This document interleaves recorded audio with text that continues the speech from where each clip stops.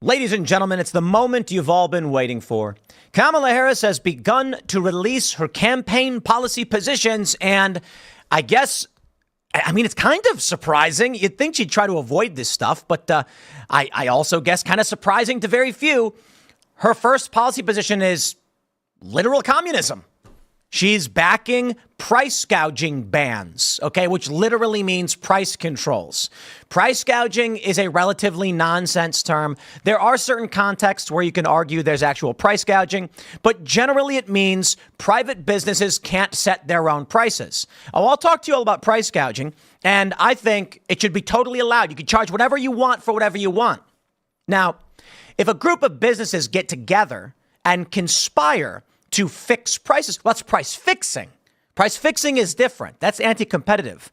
But Kamala Harris, along with Joe Biden, are making the argument, Biden first made the argument, that the reason prices are too high right now is not because of, hundreds of billions of dollars being spent on Ukraine, mass spending and government mismanagement, open borders, and a flood of low-skill workers displacing other low-skill workers. No. They're saying the real argument is it's those dang corporations. They've decided just to charge you more money for no reason. They're allowed to. Thank you and have a nice day. If McDonald's wants to charge $50 for a cheeseburger, they're allowed to do it. And the argument is, yeah, but all the other restaurants are charging the same thing. Nobody can afford this. Well, I guess that's their prerogative. They're allowed to charge what they want. You can't come to me and tell me I have to do labor for you at a certain rate. Because ultimately what price controls come down to, anti-price gouging, is someone coming to you. Imagine they said this. I want you, dear viewer, to go work the register at McDonald's. And I know it's called McDonald's. I'm joking. And imagine you were like, I don't want to work at McDonald's. Well, no, you have to do it. You need the job, right? Well, I do need the money. Great. What is it worth? For your skill set, your college degree, your 10 years of experience of mechanical engineering to work at McDonald's, you're going to be like, I'm way overqualified. I don't want to do this job. You got to pay me $20 an hour. Wrong. You're only allowed to get paid $12 an hour because now you're price gouging. There's no difference. If a business says, for us to do the work, it has to be worth it, we're going to charge what we want, to shut that down, nonsense. But we'll talk all about this. I can't say I'm surprised. I want to give a shout out to our friends, the Krasensteins, for giving one of the greatest tweets I've ever seen, where he's like, so what, I'm not kidding. He said, when the left controls prices and gives money to certain people, that's communism. And I'm just like, I can't believe the guy tweeted that. So we're going to have a lot of fun. I'm in a good mood this morning. And then we got the Kamala Harris Democrat event being attacked by far leftist pro-Palestine protesters. We've got a new poll showing people want Joe Biden to step down and resign the presidency. We knew this was coming. A new poll coming out showing around 60% of people saying Joe Biden should resign the presidency. Kamala Harris then becomes president. And Ted Cruz predicted this. And then, thanks to a popular request from everyone's favorite Raymond G. Stanley Jr., I got a cultural segment for you. It's this viral video of a woman who's pulling her pants down in an AT&T store and showing off her underwear while making strange noises. And everyone's like, why would someone film themselves going into an AT&T store and pulling their pants down and squeaking and making weird noises? I think this is TikTok melting the brains of people intentionally as a cyber weapon. Because this woman who's got 500,000 followers on TikTok doing deranged nonsense doesn't have any followers on Instagram or YouTube. I mean, she does, but like very little. And I think it shows actual American meritocratic platforms, slightly, there's censorship. It's very different. And TikTok, in my opinion, what they're doing is they're encouraging, through promoting algorithmically psychotic behaviors, they're encouraging the dissolution of American society and social structures. So it's cultural. It'll be fun. But we'll start with the hard news. Before we get started, my friends, head over to castbrew.com and buy Cast Brew coffee because it's good. Look at Alex Stein loves it so much. Look at his face. He's screaming. He's screaming with joy because he loves Cast Brew coffee. Actually, in the commercial, he's screaming because he has no energy. So we made Alex Stein's primetime grind 2 times caffeine. If coffee is hard on your stomach, we got low acidity coffee, Ian's Graphene Dream, and everyone's favorite Appalachian Nights by Cast Brew. To support the show and the work we do, full disclosure, all the revenue from Cast Brew is staying. It's going into Cast Brew. I think we've got like one employee right now. The resources are being used to establish our physical locations, and it's a new investment. So you're supporting our cultural endeavors when you buy from castbrew.com. If you want to support the work that we're doing here on this show, head over to timcast.com, click join us to become a member and support our work directly. As a member, you get access to our Discord server, our members-only call-in show, Monday through Thursday at 10 p.m. But for $10 per month, you can help us fight fake news. And if you like the work that we do, whether you agree or disagree, then we need your support because we are a member-supported show. This only exists because you guys are members. So smash that like button right now. Subscribe to this channel if you didn't already. Share the show with all your friends. And follow me on X and Instagram at Timcast. Let's jump to the first story. We got this from the New York Times. Harris will back federal ban on price gouging, campaign says. The vice president is leaning into an effort to partly blame big companies for inflation, as progressives have pushed her to embrace that argument. I'm going to pause right away and break down for you why she's lying. The first thing I will say is telling private entities they have to charge a certain amount of money is literal communism. It's okay. So, all right, let's play first. Capitalism, which I believe was coined by Marx in the first place, but market trade is when private entities decide for themselves what their labor or product is worth. Communism or socialist economics is when you do not. The government, the collective, sets the controls. So basically, capitalism is used to refer to private trade between parties, and socialism is used to refer to public control of trade. When the government continually encroaches, it's not just a light switch on communism, off communism. There are degrees of it. This is literal communist policy telling corporations you cannot charge what you think your product is worth or what you can get for it. I reject that. It's communism. And I'll tell you why it's not the they're trying to create this narrative that private companies are overcharging intentionally to make money. No. I got this tweet from Andrew Gruel. Subway calls emergency meeting with franchisees as sales plummet. And Gruel points out people like Subway because it's lower cost goods. It's easy to operate a Subway because everything's basically ready to go. It's cold cuts. It's, put in a toaster maybe. You don't got to cook stuff. One person can make each sandwich. So for a lot of people, it's a low price. The build outs were cheap. The lack of hood, smaller size, and economies to scale, buying prepped ingredients, easy. But now that price of build outs have gone up so much, regulations have driven operating costs higher and food costs are through the roof. They can no longer sell the food at a low cost. Their initial selling proposition has fallen apart. It's happening to many value brands. It's the result of Bidenomics. So let's talk about crackpot Kamala's economy. Now, also, there's this amazing exchange between Peter Doocy and Karine Jean-Pierre. Kamala Harris is desperately trying to get away from the Bidenomics brand, and she's trying to distance herself from what Joe Biden is doing as president.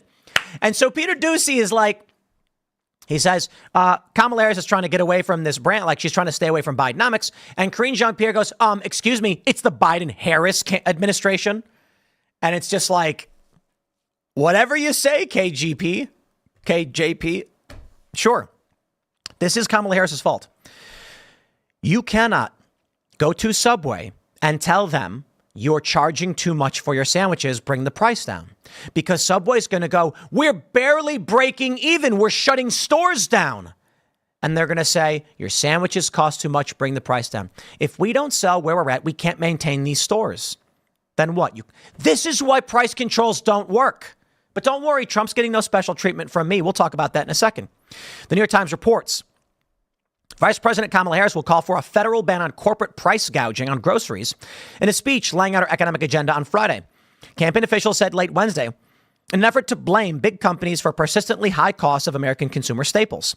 The plan includes large overlaps with efforts that the Biden administration has pursued for several years to target corporate consolidation and price gouging.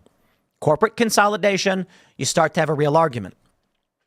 They say including attempts to stoke more competition in the meat industry, fair, and the Federal Trade Commission's lawsuit this year that seeks to block the merger of two large grocery retailers, Kroger and Albertsons. First question, do Kroger and Albertsons overlap in territory? Otherwise, I don't know that it matters. It also follows through on what people familiar with Ms. Harris's forthcoming economic agenda said this week would be a centerpiece of her plans, an aggressive rhetorical attempt to shift the blame for high inflation onto corporate America.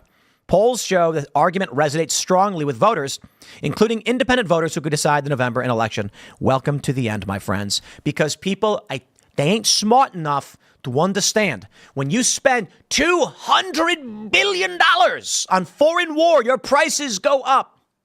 Okay, so I'll try to break this down simply. I'm not an economist, but there is something simple.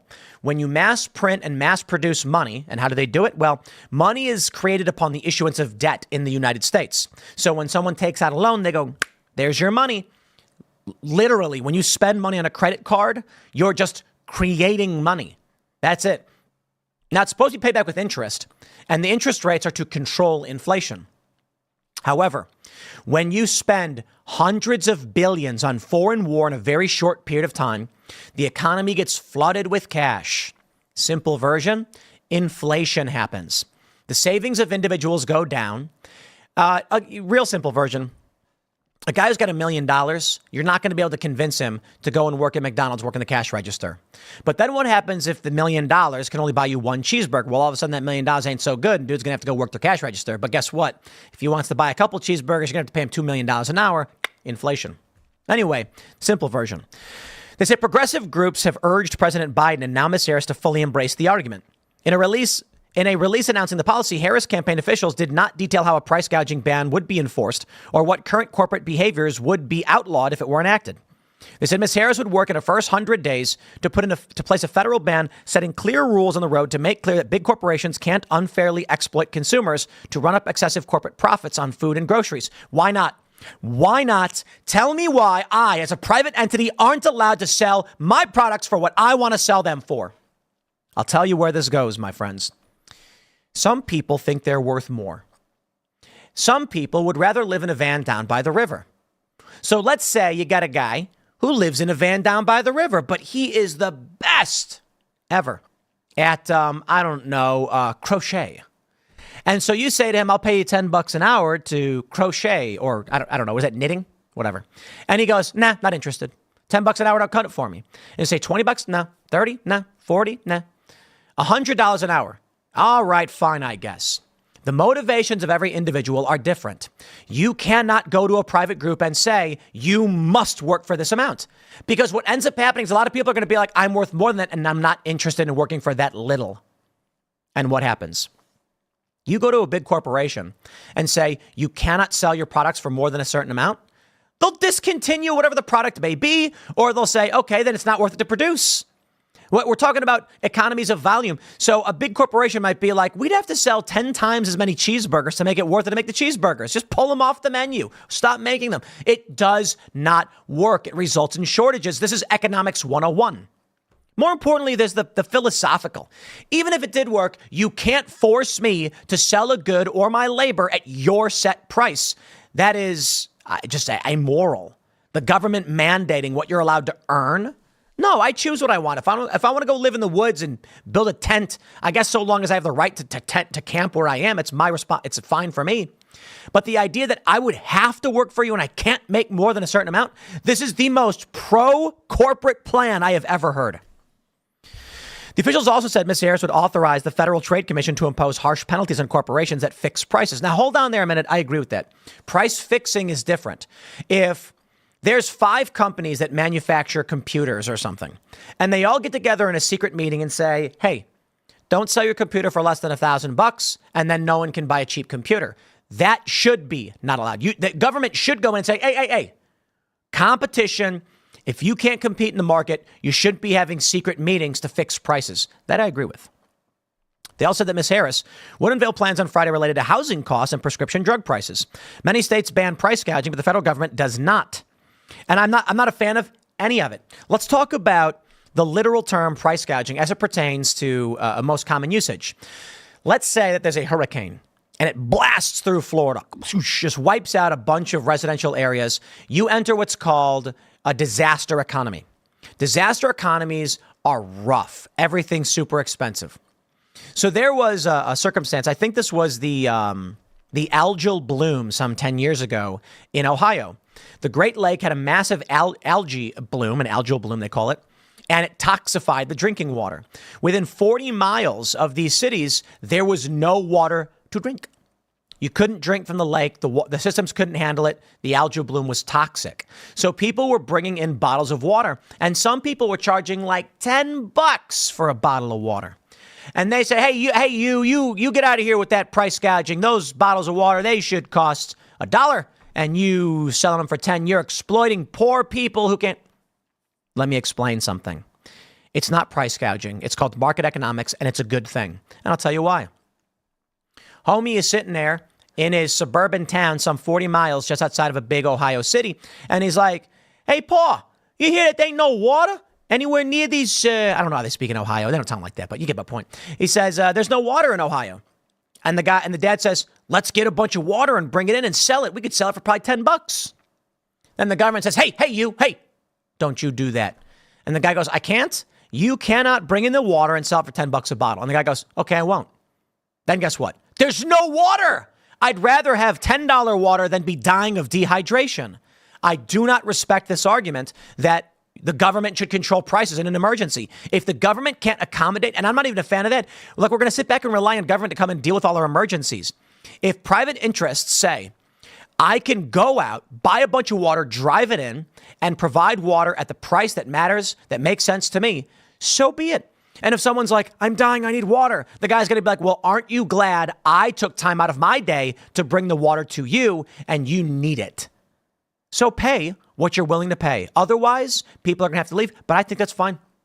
And a lot of people are very emotional. They're like, but that poor man, he'll die without water. He sure will. It's called the disaster economy. Food becomes expensive. Security becomes expensive. Everything does because it's the real world. But I bring you now to everyone's favorite liberal, Ed Krasenstein. My friends, you are going to laugh your asses off.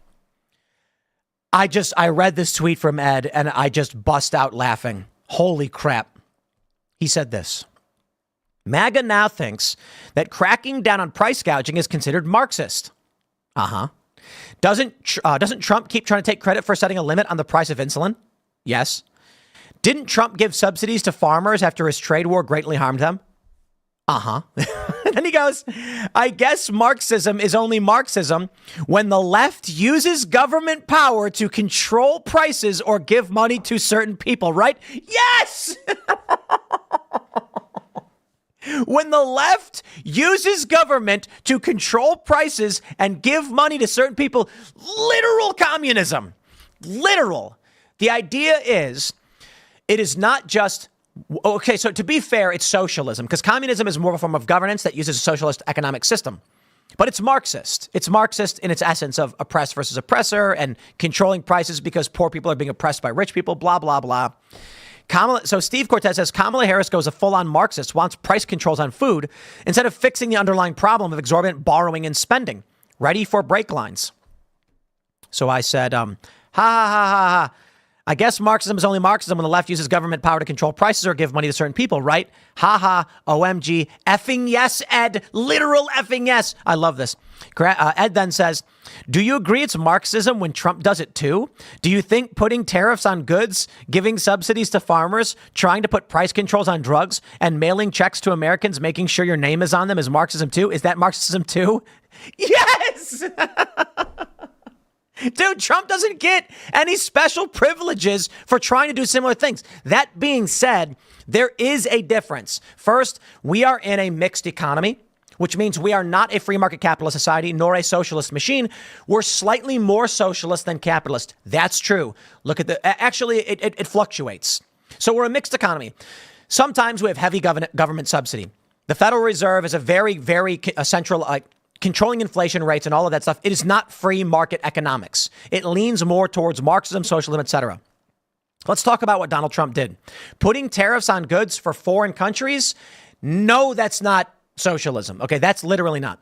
What I'm saying with the yes is, if Trump were to put taxes on American goods for export, and then use that money to give to other Americans, giving like to farmers, putting price controls on drugs, and mailing checks out to certain people, yes, no question, same thing. I am not a fan of these things. In emergencies, I don't know what to tell you, because we are a mixed economy. That being said, what Donald Trump did with insulin prices, I think that's trying to refer to, is he opened up importing insulin from Canada to increase competition. I'm fine with that. That's deregulation. There's a difference. Donald Trump giving subsidies to farmers, we're a mixed economy. I'm not a fan of paying farmers not to farm, but that's what they do because they want to control the economy. It's a mixed economy. It's not core central planning, but there is an element of central planning. So what they do is they have concerns that if farmers mass produce, there's a couple things. If farmers mass produce, they could, rip out the land, or you get dust bowl. We had the Dust Bowl in the early 1900s, where the farmers weren't crop rotating. Then the topsoil was destroyed, and then dust swept across the country. No good. Trying to avoid things like that, crop rotation becomes essential. So the U.S. government, because we also have a ton of food, does things called, they pay farmers to fallow their fields. I interviewed several farmers about this. Some of them have no choice. The government forces them to do it. They come in and say, you cannot grow crops in this field, leave it untouched, but don't worry, we're going to pay the difference. I am not a fan of these things to an extent. I'm not going to pretend to know exactly everything. And I do think sometimes you do need some kind of intervention if a crisis looms like the Dust Bowl. But the challenge is, I think the challenge for free market economics is that they don't accommodate for like a Dust Bowl happening. So people will just strip mine. You'll get the goose that laid the golden egg, and they'll rip it apart to get the eggs out, and there's nothing in there. So some mixed economy is not that bad. But I tell you this, my friends, overt price controls at a federal level are not good. State level price controls, I'm also not a fan of, and I would say are bad and are socialist policies. Trump doesn't get special treatment for this. Ladies and gentlemen, I give you Ask Economics, and this is from Reddit from 2 years ago. They ask, why are price controls not seen as a legitimate way of dealing with current inflation issues? In most parts of the world, central banks are responding to inflation issues by increasing interest rates. To me, this seems to hit the middle and lower classes the hardest. By increasing their biggest expenses, mortgages, people can just buy less when products become expensive. But you can't really reduce loan payments without severe consequences.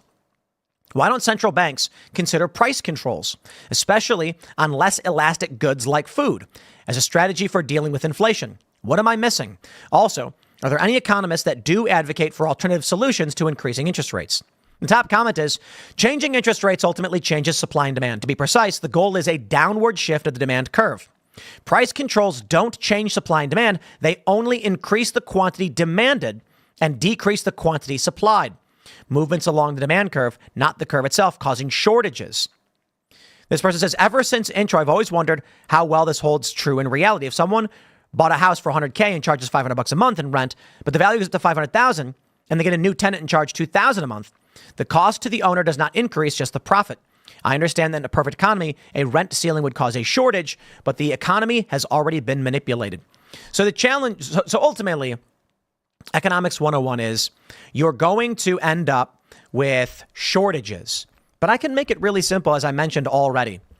If Subway can't afford their overhead as prices go up, and so instead of controlling interest rates and trying to hit the underlying cause, which is actually the massive spending in the war in Ukraine and other things like this, you go to Subway and say, stop selling $7 sandwiches.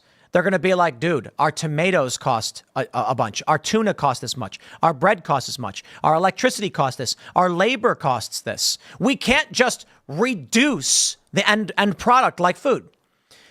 So I'll put it this way.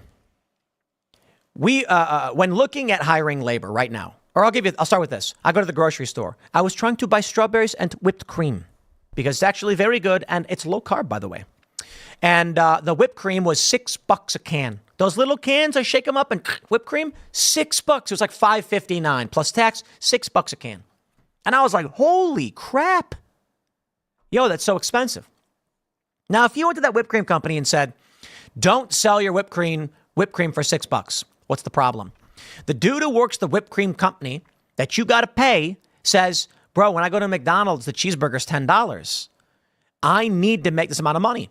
If you force a reduction of the price on the product under the assumption the corporation is just ripping people off, then you're not going to be able to, you can't just reset an economy by targeting goods this way. You would have to price control literally everything at the exact same time, and that still would not work. Because what happens when you do flat price controls for everything, but then the market gets flush with cash, people don't want to work. So if you said, okay, every food product has to cost $1, and then everyone's like, I make $10 an hour, I can cut my hours back.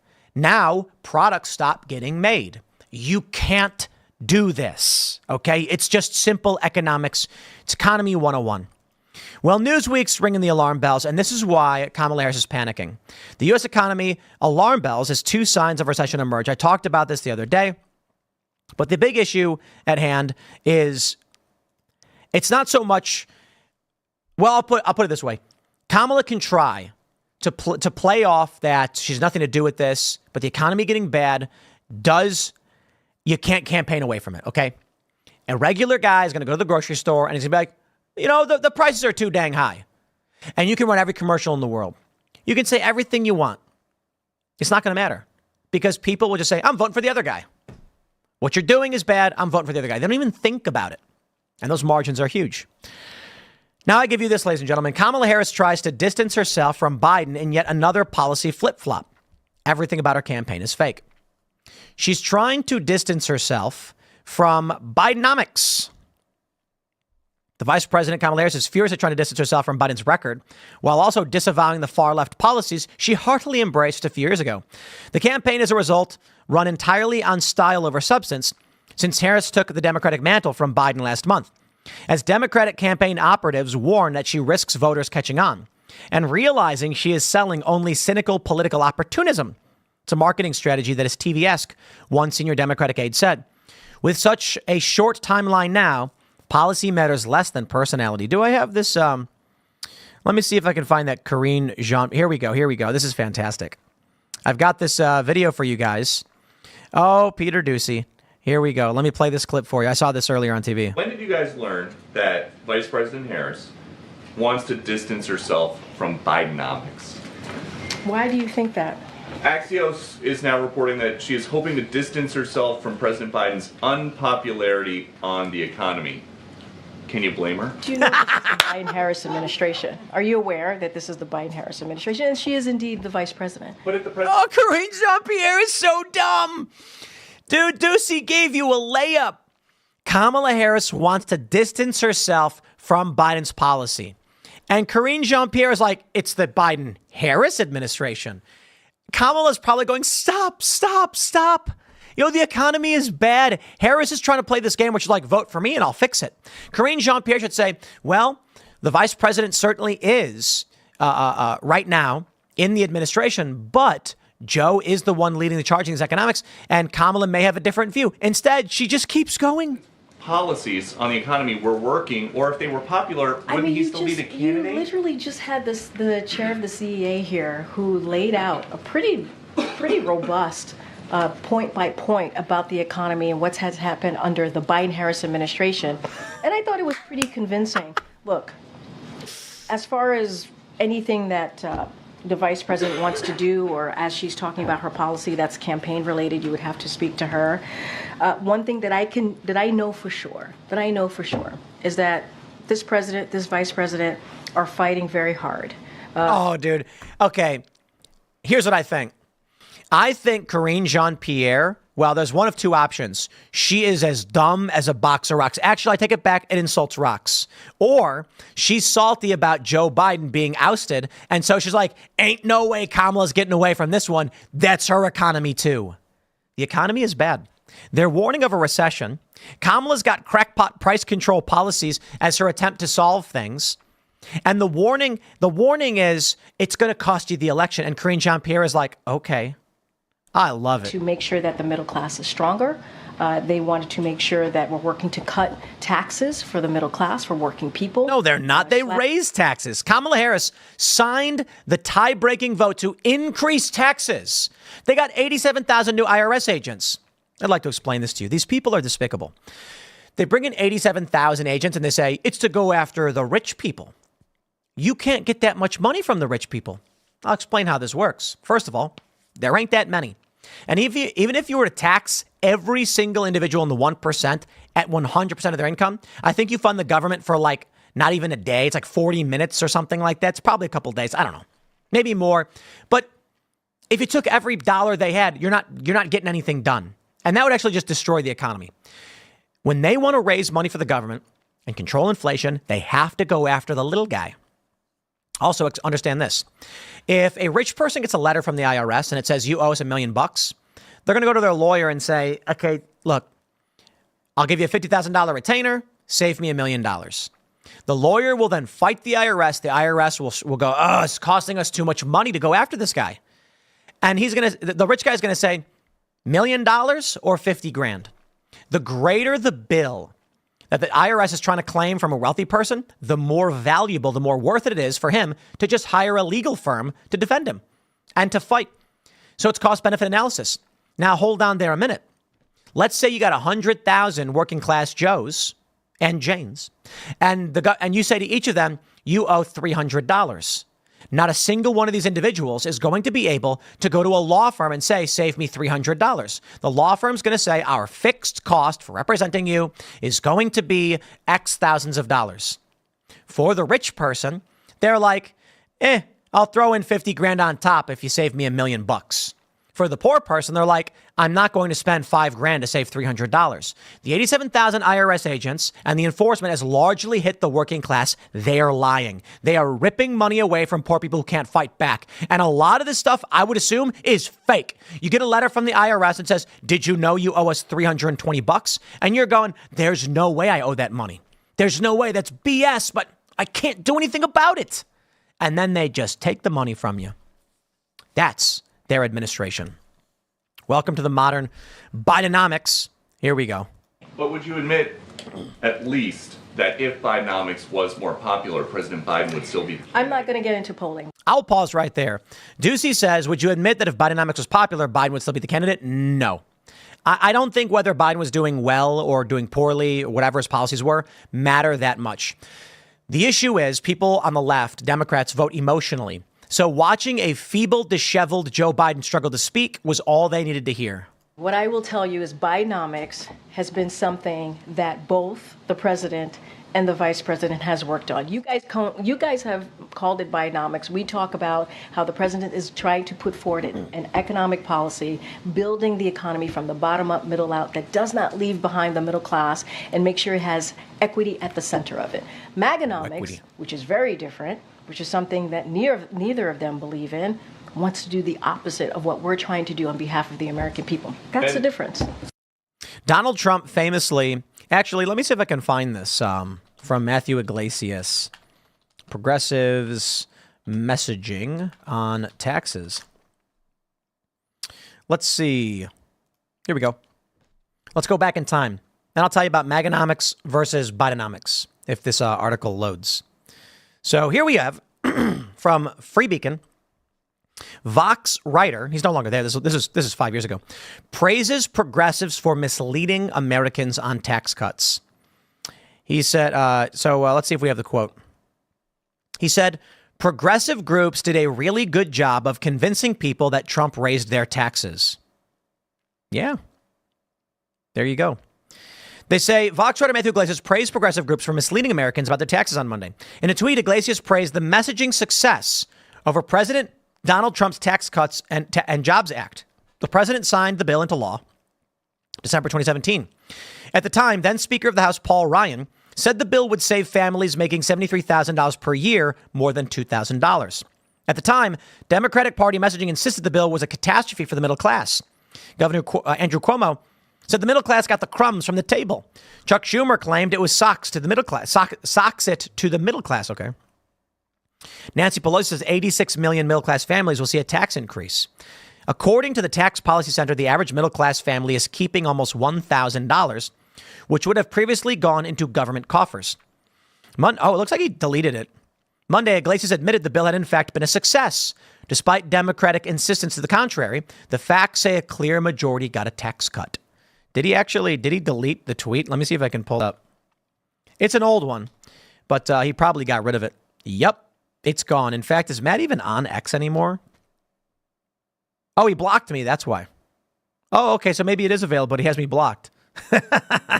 Bye, Matt. This is what Democrats do. This is what they're saying. Okay, you can believe Karine Jean-Pierre if you'd like to, but these people. This is why I say they're evil. Okay, look, I don't know what to tell you, man. You know, you got these people going after Joe Rogan, and it's the stupidest thing ever. Republicans for Harris Twitter account posted a clip of Rogan saying what Kamala did at the rally was professional. She nailed it. It was a setup, blah, blah, blah.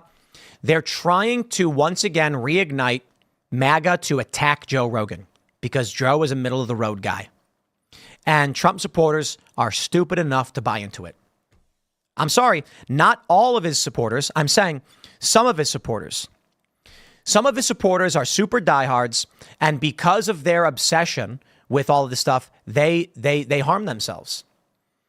They get mad at anybody who insults Trump. No, Trump needs to be criticized so that Trump can win over moderates. But I'll end this out by saying, my friends, what we need from Donald Trump is 2016 energy. People are saying that the frame rate is sus. I can't control what YouTube does, man. Like we got fiber optic gigabit over here. So it is what it is. But I'll tell you this, we need 2016 energy, and we ain't getting it. So I'll go through some of these. We've got this great video from Western Lensman. It's a great attack ad on Tim Walz lying about his record. His political career. This is actually a really great ad. Tim Walz wants to be a heartbeat away from Commander-in-Chief, but Tim Walz has lied about his military record for years. He's used the rank that he never achieved in order to advance his political career. Walz lied repeatedly about his rank. Retired Command Sergeant Major. Retired Command Sergeant Major. Command Sergeant Major. Retired Command Sergeant Major. Walz lied about being in combat. What Western Lensman needed to include, because this was lost on me, is what his actual rank was. I didn't realize, I thought he was a sergeant major and that he was given the position of command sergeant major. I literally thought the story was he was promoted and then he was given command, but the command didn't stick because he didn't finish his training. So he went back to a non-command position, when in reality, he was actually a master sergeant. And what do people call it? Was it frocking? He never finished. So he's actually lying about an entire rank upgrade that I didn't realize. I think a lot of conservatives, a lot of vets, they don't understand this. I was actually talking to my brother and my dad, because they're both vets, and they were saying E8, E9, E7, whatever. And I'm like, people don't know what that means. They don't know what you're saying. And I don't think, it took me a couple tries to be like, no, you need to say what his rank was. My brother actually pointed out really well. When we saw that Tim Walz put the command sergeant major on his challenge coin, my brother was like, why would he even do that? People who aren't in the military don't even know what that symbol is. Military people are going to easily see that's not his rank. He was lying. He was lying to people. But people need to point out, you need to point out what his rank actually was and what it means that he lied about it. Can make sure that those weapons of war that I carried in war, Walz dodged deployment by retiring when he knew his National Guard unit was going to Iraq. Everybody knew they were going to train and go to Iraq. The warning order basically stated it, and 2 months later, after he knew it, that's when he retired. Walz disparaged Minnesota National Guard soldiers. Mayor said, I request the National Guard. We're going to have massively trained troops. No, you're going to have 19-year-olds who are cooks. That same Minnesota National Guard that he disparaged, unlike Walz, served heroically in Iraq and Afghanistan. Tim Walz is not fit to be anywhere near the office of Commander-in-Chief. Tim Walz is guilty of stolen valor. He abandoned us. I mean, what the hell kind of leader does that? That's a crazy good ad. The stolen valor stuff is ripping the Democrats apart, and Tim Walz has had to answer for it twice, and it's not working. So that's energy right there. Now, the line to be careful of is guilty of stolen valor. But I don't think this crosses into any defamation or territory. Stolen valor in a legal sense is when you claim to have a medal you didn't have as of 2013. So to say he's guilty, as if to imply it was a crime. However, colloquially, stolen valor means that you're misleading about your rank or whether you served in combat. Tim Walz certainly lied about his rank. Here's the video I was pointing out where Joe Rogan says Kamala Harris crushed it. The goal of Republicans against Trump right here, it's not Republicans first, Republicans against Trump. They want Cat Turd and Dilly and these other guys who attacked Joe Rogan to keep doing it because it is a catastrophic move for Donald Trump. Donald Trump needs to enter this as the outsider again. In 2016, he was the outsider. He was mocking the machine. And what he offered you was a rebuke of the establishment elites who are ripping you off. Hillary Clinton represented the machine, and people did not like her. Joe Rogan saying that Kamala Harris crushed it when he's talking about whether she pulled off a campaign stunt or something like that. Okay, but they're hoping that Trump's diehards are going to come out and attack Rogan and sour themselves with moderates. Stop doing it. And what else do we have here? We have this. Well, you can tell by the way I use my walk, I'm a woman's man. No Okay, that's enough of that. I'm not going to play the full song because I don't want them to give me a copyright claim or whatever. But even though it's, So anyway, here's an AI of Elon Musk and Donald Trump dancing in the street. I got to admit, the dance moves from the actual people who did the moves, really good. But boy, do I find this as cringe can be. I don't care. It's cringe. Oh, dude. When I saw this, I was like, oh, what are you doing? Oh, man. Someone posted it. And when I see this online, I laugh. Real Donald Trump posted it. Okay, here you go.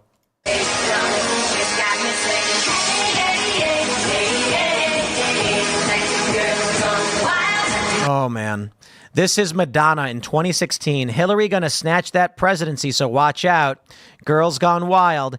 And it's... Look, I understand that AI has dramatically improved in the last 8 years, so it didn't have the capability to make the video that Trump is posting. But this is not the 2016 energy we're hoping for. A lot of people have started to say that Donald Trump is bringing the Hillary Clinton energy of 2016. He's acting like he's acting more like part of the machine with and these cringe memes instead of being the guy challenging the machine. Instead of being Prometheus stealing fire from Mount Olympus, he's acting like one of the guys at Mount Olympus who's angry with one of the other guys on Mount Olympus for not guarding the fire properly. Now, look, I think Trump is the best bet. I can criticize him for price controls, whatever. I can call it. Oh, yeah. The meme I posted. Yes, it literally is. OK, you want to do all these things that that's what you're going to get. Donald Trump is still the better option foreign policy wise. It's going to be better spending, even though Trump was not that good on spending. It's a marginally good presidency. I sit here and I wonder to myself sometimes, why am I telling people to vote for Donald Trump? And I see a lot of people, Joe Rogan doesn't want to say it. He doesn't want to say it. I believe that a reasonable conversation, maybe Joe doesn't want to say it for business reasons. His reasons are his own. But I don't see how you have a conversation with anyone who is reasonable and rational and you go through all the details and they conclude anything other than you got to vote for Donald Trump. That's it. The progressives have lied about taxes. They're lying about the economy.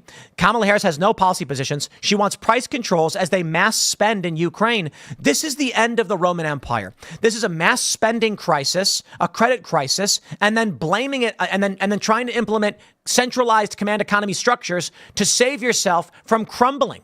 It is not the way to do it. Maybe it's intentional. Well, I'll wrap up that segment right here. And we'll jump to the next one in just a bit. So smash that like button, subscribe to this channel, share the show with your friends. You can follow me on X and Instagram at Timcast. The next up segment is we got to talk about Kamala getting protested by the far left. And this is going to have a big impact on the election. If the Democrats cannot get the progressive vote over their stance on Israel, the youth vote is going massively far left and anti-Israel, and Democrats are in trouble. The deep state's not going to be able to maintain this. That's why I think Trump's got a strong chance to win, because the deep state's going to want him to win. So we'll talk about that. And let's jump to a super chats from you guys. And is that it? Are people in the chat mad that Donald Trump is posting cringe memes? Dude, I don't care. When you look at the memes from let's compare. Let's compare Donald Trump saying, because you'd be in jail. Hilarious and strong. Let's talk about Donald Trump. And what else do we have? Megyn Kelly saying you called women fat pigs. Only Rosie O'Donnell. Edgy, assertive, a little crude. Posting him doing the Bee Gees, Elon Musk. It's the same thing that Hillary Clinton did. Now, when Donald Trump said Bill Barr is fat, lethargic, and incompetent, and that because he endorsed me, I'll remove lethargic, that's what I'm talking about, baby. So I'm saying, if you don't criticize the man when he does something wrong, he's just going to keep doing bad things and he's going to spiral out. So I'm going to tell him the lethargic thing is the greatest roast I have ever seen in my life. It is a Hall of Fame roast. Give him a trophy for that one. That was awesome. It was so good. And then when he posts the Elon Musk, Donald Trump dancing, be like, don't do that one. Don't do that one. Don't do that one. All right, let's see what we get over in the super chats. All right. Talking to Black Guy says, morning, Tim. I've heard the Trump campaign is replacing their campaign manager. Have you heard anything? I have not heard that. The Andy Man says, Tim, Kamala's positions have been available for some time now. See the Kama Sutra for more details. Daniel Says apparently the Secret Service on Harris's detail is accused of breaking into a beauty salon in PA during a Kamala rally. Hear this? Yes. It's actually a big story I haven't covered. During a campaign event for Kamala Harris, they broke into a salon to let Kamala supporters use the bathroom. Yo, that's nuts. That's crazy. Apparently they apologized for it, but still, that's like a Third Amendment violation. Yo, that's wild. Yo, that's absolutely wild. Questionable content says, are there any plans for making the new coffee blends K-Cups? Also, for Seamus's blend, you should do an ultra light roast and call it Seamus's Pot of Gold. Yeah, maybe. We got to get to it. I think it ultimately comes down to the company needs, we really want to get to the point where we're expanding the physical locations, and everything's prioritized right now in the physical location in Martinsburg. Once it's up and running, it should be a lot easier to get everything else going, but, brutal. All right. Wayne Moore, says, the outlaw, says, hey, Tim, have you seen the news that every American Social Security number address have been stolen in a hack? I did. I don't know much more details about it. All right. Bo G. It starts with price control. Then when goods are no longer in stores, the government moves to seized farms. Exactly. That's how communism happens. It's not like you get a guy who goes, let's seize all the farms and then shut everything down. They go, okay, more people need food, so don't sell food for more than a certain price. Then food starts running out and they go, why don't we get any more food? Go to the farms and make sure. One step, dominoes falling over. Here we go. Mega Bobson says, if Kamala wins, opens the borders, cracks down on any speech opposed to her, etc., will Americans fight back or just like COVID, bend the knee and obey? Well, that's another big message Donald Trump had the other day. He said, or I think today, actually, we're not going to let them lock us down with the COVID lockdowns again. He got fact checked for this one. So, he is trying to get the Mises Caucus votes. Let's do this. 1 like equals 1 fight. Let's go. Smash that like button, ladies and gentlemen. Matt, what does it say? Simon? I'll pronounce it that way. Tim, economy aside, Subway has sucked for the last few years. Their new menu that limits customization and their ingredients have gone down. Used to eat there all the time. Now I won't touch them. I don't think they're doing those things because they're trying to harm the consumer or price gouge. They're doing them because prices are getting too expensive and they're trying to find the happy medium. I'm sure they would be happy to make a 1 cent profit per sandwich if they're selling 100 million sandwiches. They'd be happy because the profits are there, volume. If they're getting rid of things, it's because the costs are getting too high. There was a food truck near us. It's gone now. Surprise, surprise. And one day it had barbecue. One day it said, we no longer have brisket sandwiches and brisket available. So all that was pulled pork and chicken. And I asked the guy why they didn't have brisket. And he said, the price of beef has gotten too high. For me to actually buy the beef and then make the brisket and sell it, I'd have to sell it for like $20 per sandwich. No one's going to want to buy that, so I can't sell the brisket anymore. So I decided just not to buy it. And I was like, wow, that sucks. You can't have it because it's too expensive. You wouldn't buy it. There you go. And then the guy went out of business. It's not because he wanted to go out of business. I assure you that. All right. Michael says, have you seen Zelensky knew about blowing up the Nord Stream pipeline? Greetings from the Netherlands. Great stream to end my working day. Ah, yes. You guys are in the future. In the future. We'll grab a couple more and then we'll jump to this next segment here. Otherwise, we're going to go long. There's a long first segment. DeBronx says, Tim, it's fascism, not communism. Fascists control the means of production. Communists own the means of production. Both are socialism. Fascism is, all right, let's we'll try and break it down. So the issues with fascism and communism is they both had an authoritarian bent. The fascists took a strong anti-progressive position, so it was more culturally traditional with authoritarian systems. To say that fascism is communism or whatever, or they're both socialist it's command economy stuff, so there is absolutely, yes, an overlap there. The problem is, when you're talking about left and right, are you talking about freer markets or command economies? So to say that a group is right-wing, you need to explain what that means, because they call economics right and left, and also, so it doesn't make sense. The left overlaps culturally and economically. So when you say the left, you're talking about Marxism, communism, and socialism. Communism is a form of governance. is progressive elements tied to command economy. To say that fascists are far right gets confusing because they also say that laissez-faire capitalists are far right. That it doesn't mix. The fascists, and the Nazis, were centrist in essence. They were mostly about controlling and having a centralized economy, but they had extreme authoritarian and more traditional values. So like burning books on gender and things like that. Ultimately, anybody who wants a centralized command economy is left-leaning economically. So if you had like staunch traditional Christians who are pro-free market, I don't know, call it what you want. Let's go. We'll grab just one more here. John Bert says, can you say civil war, please, Tim? Well, I just did. All right. Rich says, I really enjoy you, Tim, but I feel like you've been a little too black-pilled this last week. I don't know. I think black pill is your interpretation. I don't know what you expect from things. Ultimately, I think things change very slowly. But as Eric Prince told me on the Culture War podcast, that gradually, then suddenly. I asked him, do you, with your experience in these foreign countries and dealing with conflict and crisis, in these countries that have collapsed, do you think the U.S. is on track in such a certain way? And he says, the one thing I can tell you is all the guys I know say that it happens overnight. One day, everything is normal. Then they wake up and the internet is out. The electricity is out. Communication's gone. Radios aren't playing anything. TVs aren't playing anything. You have no idea what's going on. Yeah. And people don't expect that. People don't expect that. I'm going to read this one because I saw it in the regular chat. And it's funny. Tim posts a creepy, furry bunny Trump picture and he thinks he's edgy and cool. Actual two dancer meme with Trump and Elon is Tim Pool cringe. Backwards Tim. Hillary Clinton and Madonna dancing is cringe. And that's what they did in 2016. And Hillary Clinton was unliked and lost. I'm not running for office. So when I post Trump hugging a bunny with a stupid line and it generates millions of views, I don't care. I'm not running for office and I don't need people to like me. Donald Trump posting a similar meme to what Kamala Harris did with Madonna don't do that.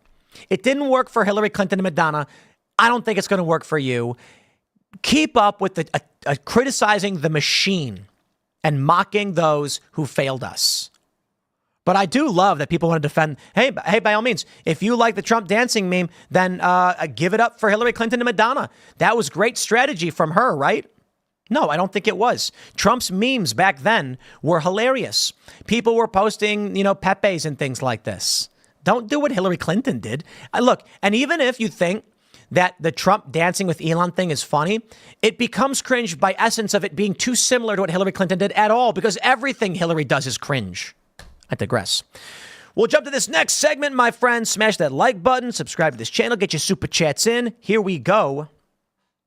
From the Post-Millennial, no votes for Bombala's genocide. 14 arrested as agitators crash NYC rally for Kamala.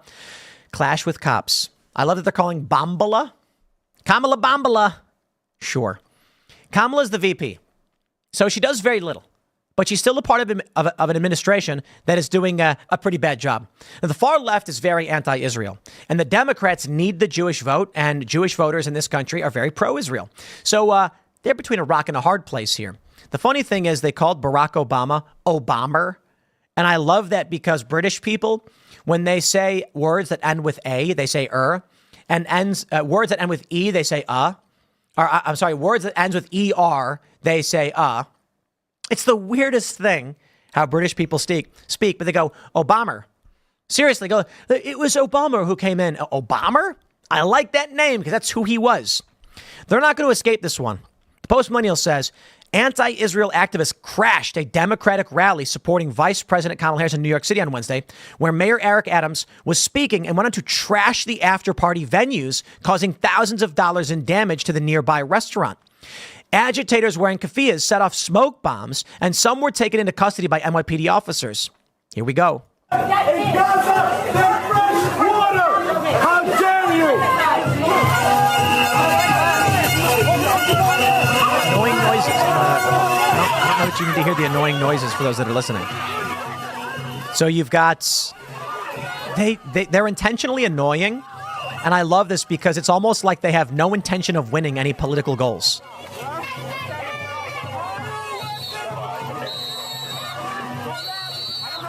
Then the whistles come in. The whistles are the far left. And they come in and try to make the most annoying sounds imaginable. Well, congratulations, I guess. 14 people arrested. Chaos descended on Bird in Hand, a restaurant in Harlem, where prominent Democrats, including Governor Kathy Hochul and NYC Mayor Eric Adams, had gathered earlier in the day to show their support for Harris and her running mate, Tim Walz, neither of whom attended the event. Demonstrators interrupted Adams as he spoke and later stormed the restaurant during the after-party, causing thousands of dollars in damages. We have this from Politico. NYC kickoff rally for Harris confronts pro-Palestinian demonstration. Hold on to all of that anger until after November. Now, what I find really funny about this picture is Elad's right there. Look at him. Look at him sitting there looking exasperated as everybody films. All these protesters are angry. And Eric Adams is like, be mad at Trump or whatever. This was the beginning. And then you end up with this. This is a video from Timcast News. Chaos and commotion as NYPD clears the sidewalk outside of the DNC fundraiser in Harlem of anti-Israel protesters. NYPD makes more arrests.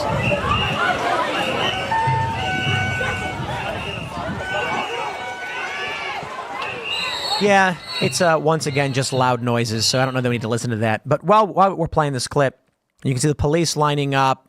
Police often do this. In New York, they'll seemingly form a barrier around nothing, and the protesters are as dumb as a box of rocks. So they often will then try to get at the nothing. It works, and the NYPD knows it. What is this far left horde? Do they have policies? Do they have positions they want? They kind of just hate Israel. I can respect to a degree those that are saying things like stop spending billions of dollars on Israel. I say, OK. Now, their motivation for it is that they hate Israel as a colonial state, and many of them just don't like Jews. My motivation is I think Israel can do what it wants. It's its own country, can defend itself, but we're America and we should secure our own borders. That being said, when you hear the squeaking, the horns, the whistles, the yelling, it's nothing. It's nothing. It's nothing coherent. What are you going to win? You know, the question I have for the Trump campaign and for anybody really is, are you earning votes? So when I see this thing where they like attack Joe Rogan, all right, let's talk about the Joe Rogan stuff a little bit. Joe Rogan says RFK Jr. makes sense, and then he gets attacked by some of the most ardent Trump supporters. My question, did you earn any votes? No. Saying you don't like Joe Rogan doesn't really do much for you. Defending Joe Rogan, endearing yourself to his moderate fan base might actually help you. That's the big question. Does it earn you votes? And what they're doing here on the ground ain't gonna earn them nothing. Showing up, attacking a restaurant, screaming, honking horns, and blowing whistles gets you nothing. That's why I call it chaos. The far left is a fire. The Democrats think they can wield fire good, but they can't. You can't. The fire burns. And they try to use that against the right, but they can't control it. So what happens?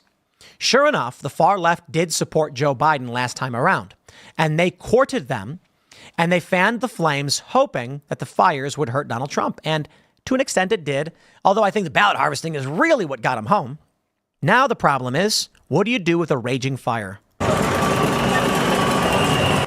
Here's another video of a ton of cops just surrounding the protesters. You know, I'll tell you this. When Democrats get desperate and start entertaining these far leftists, allowing them to protest or giving them a voice, it does give the protesters to a certain degree some kind of advantage. Now, do I really believe that the left will get what they want? No. The Democrats are just going to entertain as much as they need to until the far left becomes useless again. That is the nature of Democrats. Here's an example, reparations. For some reason, every 4 years we debate reparations and then we stop. It's almost like they only care about the election cycle. Democrats will promise you the world, and then as soon as you vote for them, they will ignore you. Not like Republicans are much better, don't get me wrong, but these protesters, now that they're no longer useful to the Democrats, here you go. Kamala Harris had that rally where they were chanting, Kamala, Kamala, you can't hide. We charge you with genocide. And then she was like, do you want Donald Trump to win? Then keep talking. Otherwise, I'm speaking. Yeah, that's it. Rock in a hard place. I'm excited for this, I guess. So we went to the RNC, We set up a venue just outside of the RNC, and we were doing a live event. We interviewed several people who were there. We went down to the convention and hung out a little bit. Got some burgers. That was fun. Went down there a couple times, and now we're not going to go to the DNC. I don't know why any sane person would go down right now. It's coming up this next week, and they're warning it's going to be like 68 with mass riots. People are going to get beaten. People are going to get hurt. I'm worried someone's going to get shot. The Democrats have installed Kamala Harris without a single vote cast for her. The delegates have decided she will be the nominee.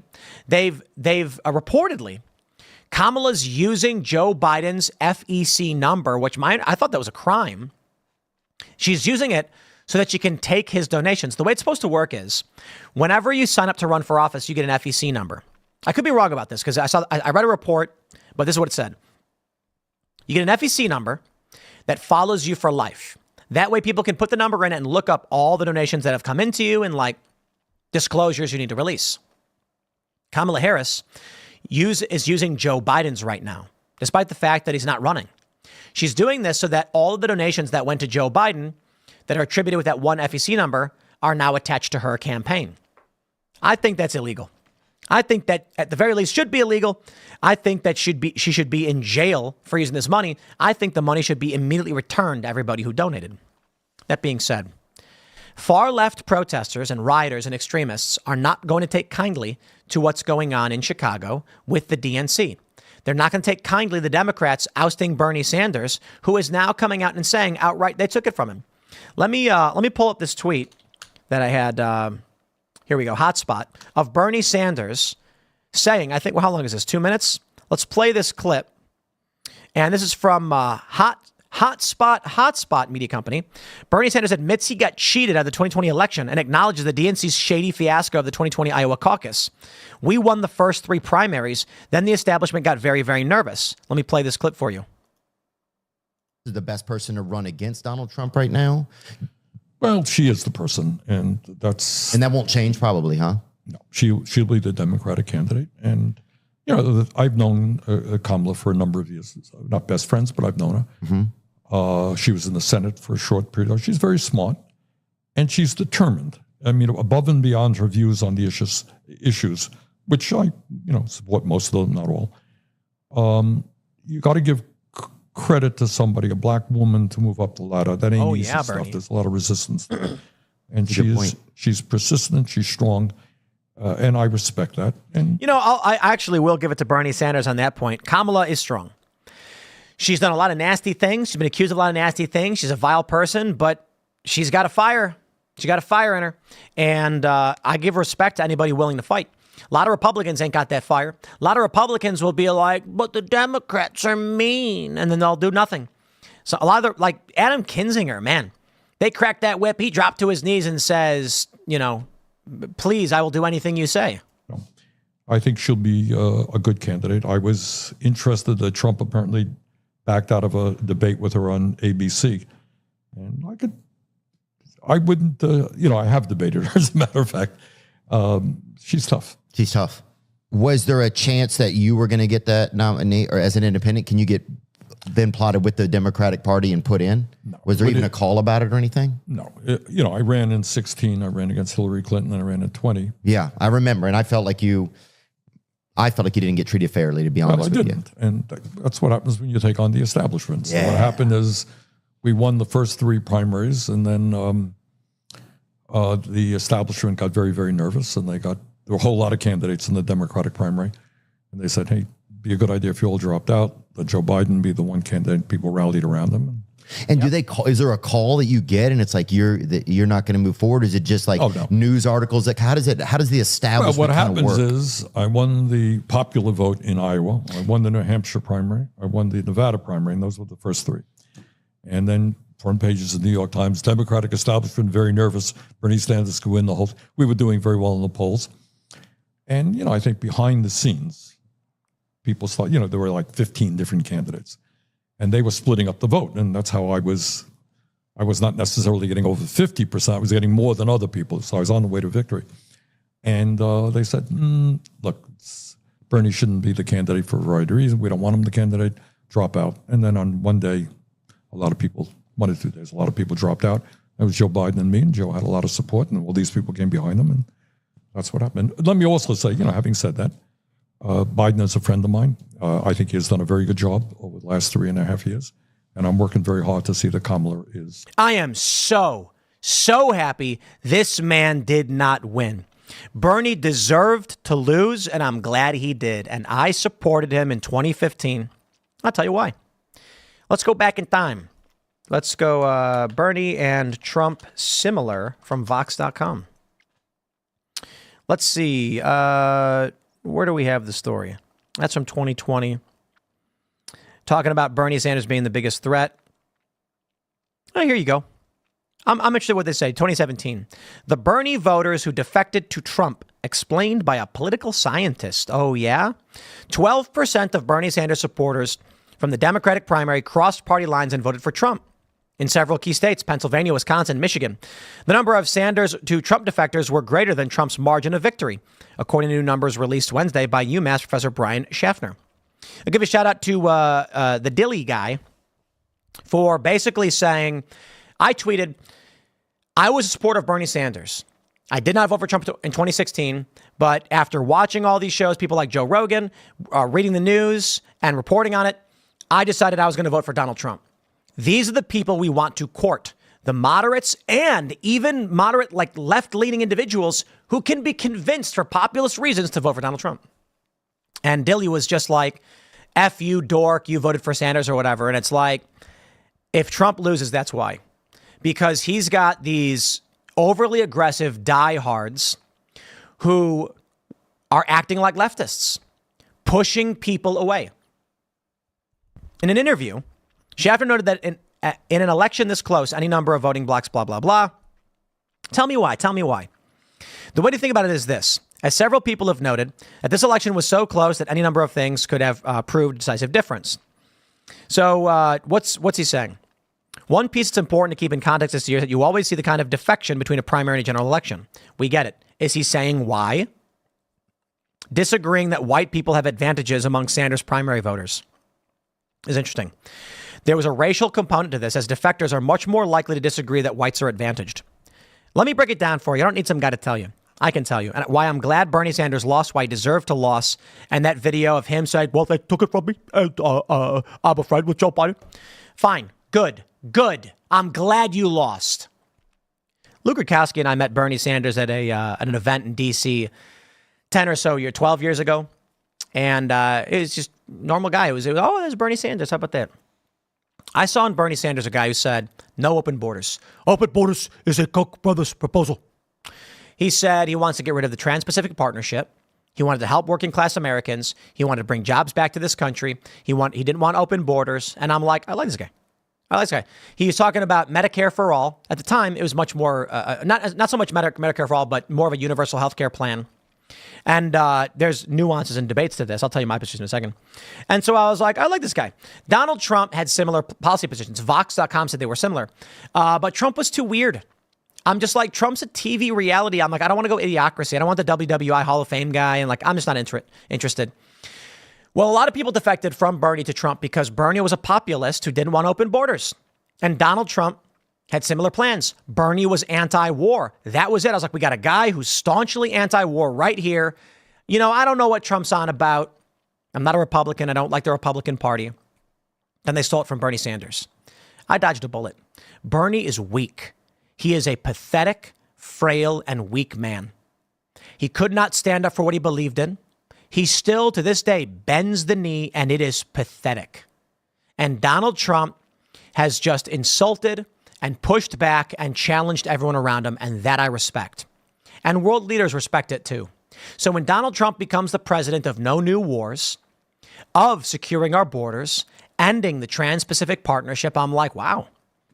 Trump gave so many of these 1999 leftists who protested the World Trade Organization what they wanted. I'm actually surprised more didn't vote for him. Bernie Sanders, even though we know it was stolen from him, is still going, well, I'm friends with them. And, I'm going to just get on my knees and lick their feet. Good for you, Bernie. you'd have been the worst president this country's ever seen.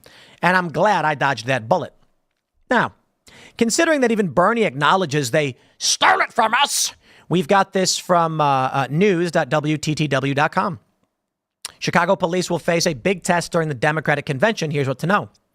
The DNC is to take place from the 19th and the 22nd. 4 days away, ladies and gentlemen. And the protests are going to be big. I mean, the 19th is what, Monday? This weekend's going to get bonkers. Will pose the most significant test of the Chicago Police Department since the summer of 2020. The convention will take place as CPD continues to struggle to comply with a more than 5-year-old federal court order requiring the department reform itself after decades of scandals, misconduct, and brutality. CPD will face intense scrutiny as it responds to what are likely to be massive protests fueled by intense debates over reproductive rights, as well as the Israel-Hamas war that has devastated Gaza. That response will test a new policy that would allow mass arrests of protesters that was revised after a coalition of reform groups warned it violated the First Amendment and set the stage for chaos. Exactly how many people are headed to Chicago for the DNC? Well, what we're hearing now is that when you look at the permits requested, oh boy, the protesters are planning some shenanigans. More than 5,000 delegates representing all 57 U.S. states and territories will gather at the United Center of McCormick Place United Center and McCormick Place to celebrate the nomination of Kamala Harris. McCormick Place is effing massive, by the way. The Democratic nominee for the president, as the Democratic nominee for vice president. In all, city officials expect the convention to draw 50,000 visitors, including 12,000 volunteers and 15,000 members of the media. So I'll tell you why I'm not going there. First of all, people inside are going to be extremely hostile. That would be fun, actually. And that's actually a reason to be there. That's when we get the opportunity to get all these liberals and be like, come on, bring it on. Let's have a conversation. However, unfortunately, outside, you're going to get caught in a riot. And you don't want to be in a car caught in a riot. That's just it. Someone's going to get shot. This is Chicago, man. They say the United Center isn't big enough to accommodate everything that takes place, while the made-for-TV roll call performances and speeches will be at the United Center. McCormick Place will host meetings and briefings, officials said. The Republicans had a similar setup in Milwaukee, splitting the convention between the Fiserv Forum and the Baird Center. Actually, I think they had like 3 buildings. The United Center and McCormick Place are not close. How will CPD protect both and patrol the city? Yeah, that's going to be tough. I mean, simple question. They're not going to be able to. It's going to be a struggle. Why do people keep saying it's going to be like 1968? There are several coincidences. Like President Joe Biden, former President Lyndon Johnson dropped his bid for re-election, throwing the nominating process into disarray. But the similarities end there. Harris and Walz have already secured the party's nomination via a virtual roll call, and Democrats are firmly behind them to take on former President Donald Trump and his vice presidential running mate, J.D. Vance. While 2024 has been a tumultuous political year, it is nothing on 1968, which saw riots, assassinations, and a fervid debate over the Vietnam War, which was at its height. Massive anti-war protests along Michigan Avenue triggered a police riot, highlighting the party's split over the war and helping to elect President Richard Nixon. Those images indelibly stained Chicago's reputation as a home for political conventions. But the Democratic National Convention returned in 1996. It was peaceful, helping to boost former President Bill Clinton's re-election bid. They say, okay, forget the comparisons to 1968. Let's talk about 2020. 2 probes found CPD failed to protect the constitutional rights of thousands of Chicagoans during the unrest and protests that followed George Floyd's murder. His murder, really. Officers beat protesters with batons, doused their faces with pepper spray, used racial slurs, and mocked the protesters' demands. In many cases, the conduct violated protesters' First Amendment rights and involved unjustified and excessive force, according to the probe. So far, Chicago taxpayers have spent at least $6.8 million to defend and settle lawsuits. All right, let me tell you what I see. February 7th, 2014. 3 convicted of some charges tied to 2012 Chicago NATO plot. Now, this is a contentious story. The activists argued, and I was there at the time, that these guys were framed, basically. They had beer-making equipment that the police claimed was actually to make Molotov cocktails. I'd assume the protesters are lying. These guys got charged with terrorism, though they weren't convicted. They were convicted on other charges. The police said that here we go. The prosecutor said something like, do we have to wait for a Chicago police officer to be set on fire? The defense attorneys had described the 3 as drunken braggarts who had been egged on by older undercover officers, goofs. One guy said in a recording, are you ready to see a police officer on fire? Jurors began their deliberations. Ultimately, they said that these guys had weapons, They were accused of planning attacks using firebombs, other weapons targeting police stations, Obama's re-election headquarters, and Mayor Rahm Emanuel's house. Okay. These are far leftists who were accused of targeting Obama's house. Chicago is going to be nuts. I don't want to be there. I don't see the point. The Democratic Party is a chaotic party of nonsense. The Republicans maybe cringe, often, most of them, but some of them are funny. The younger ones are funny. And you know what this thing is really interesting? The youth vote. The youth vote. Let's go back to 2016. We're talking 8 years ago. So 2016, wow, really? It's kind of crazy. You had a lot of 25-year-olds. These are people who didn't really care to vote, and they were online making memes and laughing and making jokes. There was a youth culture element for Donald Trump. Not that he won the youth vote, but there was a lot of energy. These people probably didn't go out and vote, but their memes probably helped. A lot of these guys now in their early to mid 30s, or for me, I'm 38. A lot of these people, they're not making memes anymore. There are new people making memes, but it seems that many of these people are overly aggressive, way too diehard Trump, and they're coming off like extremists. You don't want to insult people who voted for Bernie Sanders, and you don't want to insult Joe Rogan. Republicans are supposed to be the calm and collected types, and there's an alliance now with moderates and post-liberals who are saying we want security and function for our country and society. Instead, it's conflict and chaos. I can't predict what will happen, but I certainly hope people get the message. Chicago's going to be fun, I guess. I'll leave it there. Next segment's coming up at 4 p.m. on this channel. Ladies and gentlemen, Joe Biden, I think he's going to drop out as president. The new poll says he will. Smash that like button, subscribe to the channel, share the show with your friends, become a member at Timcast.com. Follow me on X and Instagram at Timcast. For those that are watching live, I'm going to read your super chats now. For everybody else, we will see you all at 4 p.m. We'll grab your super chats and let's see what y'all have to add to these conversations. And let's go. And let's see. Manuel Perez says, Tim, please look up how Gerald Ford asked how a woman becomes president in 1989. How did Gerald Ford know about Kamala in 1989? That's right. He said the first female president would be a vice president and the president steps down. I don't know that Kamala can win, to be completely honest. Give me a moment to take a delicious sip of my organic yerba mate tea.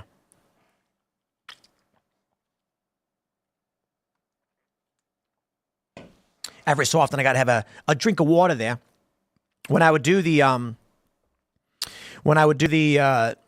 morning segments before, I talk for 20 minutes and then I can take a break or whatever. On IRL, I got a drink of water. But now that I'm doing a monologuing to everything, I have to stop and take drinks. I try to do it when I'm playing videos, so you don't notice.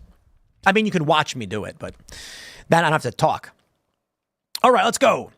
Chris Robinson says frocking would apply if Waltz completed the training and paperwork for the rank. Then he gets to frock until the official date. What else have we? What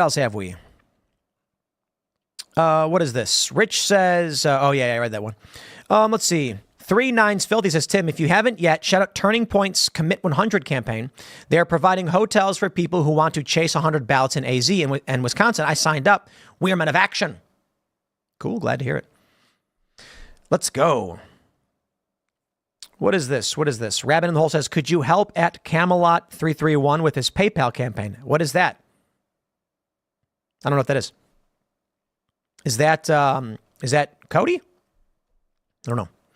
All right. We'll grab some more here. What's this? Goldilocks says, hey, Tim, with there now being succession movements in 12 states, you mean secession, I think, right? I'm going to have to diss with your idea of a civil war being rural versus city.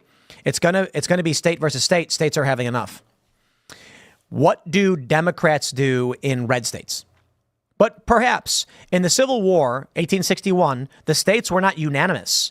In Virginia, the first vote was against secession. Then after Abraham Lincoln was like, we're going to go invade the South. Then Virginia was like, it flipped. It was 2-1, no secession. Then it became 2-1, yes secession. So there were many sympathetic forces and factions.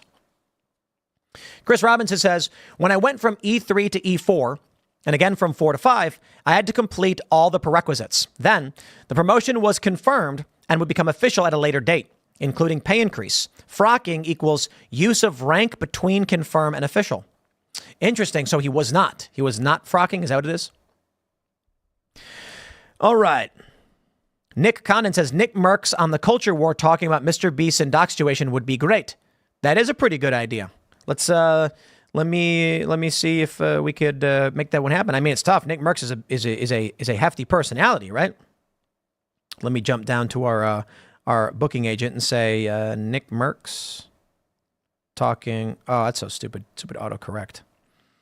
Talking Mr. Beast. Let's see if we can pull that one off. Tomorrow's going to be wild on the culture war because we got Tommy Robinson phoning it in. Only exception I make rare exceptions. And for Tommy, who's literally unable to come to the United States, and with everything going on in the UK, I think that's particularly important to have his conversation. But we do have people sitting in for him, and Milo Yiannopoulos will be here because the dude's absolutely hilarious. So it'll be a fun morning. And but he's also British and can talk a bit about this. And Milo's also been critical of mass immigration and Islam. Fundamentalist Islam. All right. Julian Bain says, hi, Tim. I'm a 24-year-old and I basically survive off fast food and exercise. If they price gouge, it can just lead them to raising food prices rather than dropping them. I'm scared because my survival is in the balance. Competition's the best. Competition lowers prices. When the government intervenes to control prices, it makes shortages and then everything gets worse. Mr. Washus says Bernie actually lost because he had a heart attack. Is that what it was? I vaguely remember something like that. Is that what it was? All right. Here we go. The Hybrid Hunter says Kamala Harris will be counting the Electoral College votes in January. No, that should be interesting if she loses. Yup. That's right. All right, everybody, let's jump to this next story. Here we go. It's the conspiracy theory of the Democrats' October surprise. Joe Biden stepping down as president, Kamala Harris taking the role, getting a second honeymoon phase, becoming the first female president, as predicted by Gerald Ford, so they say. And now we got this poll. 6 in 10 voters say Joe Biden should step down as president now. Duh. When Joe Biden was talking about not running again for re-election, every conservative was like, if you can't run for re-election, you can't be president. But one step at a time, folks. We don't want him to step down, do we? Kamala Harris. Ooh, who does she choose as VP? Tim Walz. Kamala Harris becomes president. And then what? They appoint a vice president. So she chooses Walz. And then you've got Kamala Harris incumbent. She then says, it's going to be my day one right now as president. Steals Trump's thunder. Starts to enact policies that Trump says he wants, but doesn't actually get anything done because it's only an October surprise. And then once she gets elected, she doesn't do any of it. Here we go. The Daily Mail says Joe Biden may have ended his re-election effort, but almost 6 in 10 voters think he should go further and stand down as president. The 81-year-old bowed to pressure last month and stepped aside as the Democratic nominee for the presidential election after enduring weeks of scrutiny following a disastrous debate performance. Now voters are wondering whether he is fit enough to lead the country. If he is not fit enough to run again. Are wondering that if he's not fit enough to lead the country, he is. That's weird how they phrased it. A whopping 57% of likely voters polled by JL Partners said they believe the nation's oldest president should resign now. Those numbers include almost half of Democrats at 47%. Wow. Take a look at this. Who's the largest group? Republicans, 74%. Republicans should be the lowest. They should be saying, no, Joe, don't drop out. Everything he does with his bumbling, fumbling failures just reflects poorly on Kamala Harris. So let it ride. Now, so when you look at all voters, it's 57%. When you look at male and female, it's mostly the same. Mostly, it's 57 say are that he should stand down as president. And then the red is he should not stand down. There are more men who think he should stay than women, which is actually really interesting. 18 to 29-year-olds, 56% say leave. 30 to 49 say leave. That's interesting. 30 to 49, hey, that's where I'm at. That's my age bracket. We say should get out. Non-graduates, it's all fairly comparable. Independent voters are at 52%. Democrats are at 46%. Trump voters, 73%. RFK Jr. voters, 68% say he should step down. That's interesting. You know, we had a really interesting argument the other day from one of our members on the Timcast Discord. Become a member at timcast.com if you'd like to call into the show. He made a great point. He said, I said RFK should step down and endorse Donald Trump. And he said, no, RFK should stay in the race so that the far leftists vote for him because they don't want to vote for Kamala. That's interesting. It was an interesting argument, and we got to suss this one out. I don't have a good answer for you. Here's the question. If RFK Jr. is in the race, will he take more votes from Kamala Harris or Donald Trump? I guess the argument being made, and it's a good one, is that Donald Trump has a diehard base. Kamala Harris has cult members. Most moderates are probably leaning towards Donald Trump because of economic reasons. But then you've got elements of the left that don't want to vote for Kamala because of Israel. And so they might vote for RFK Jr. as a protest vote against the Democratic Party. It makes sense. If RFK Jr. drops out and endorses Trump, the far left just says, I guess it's Kamala. But I don't know.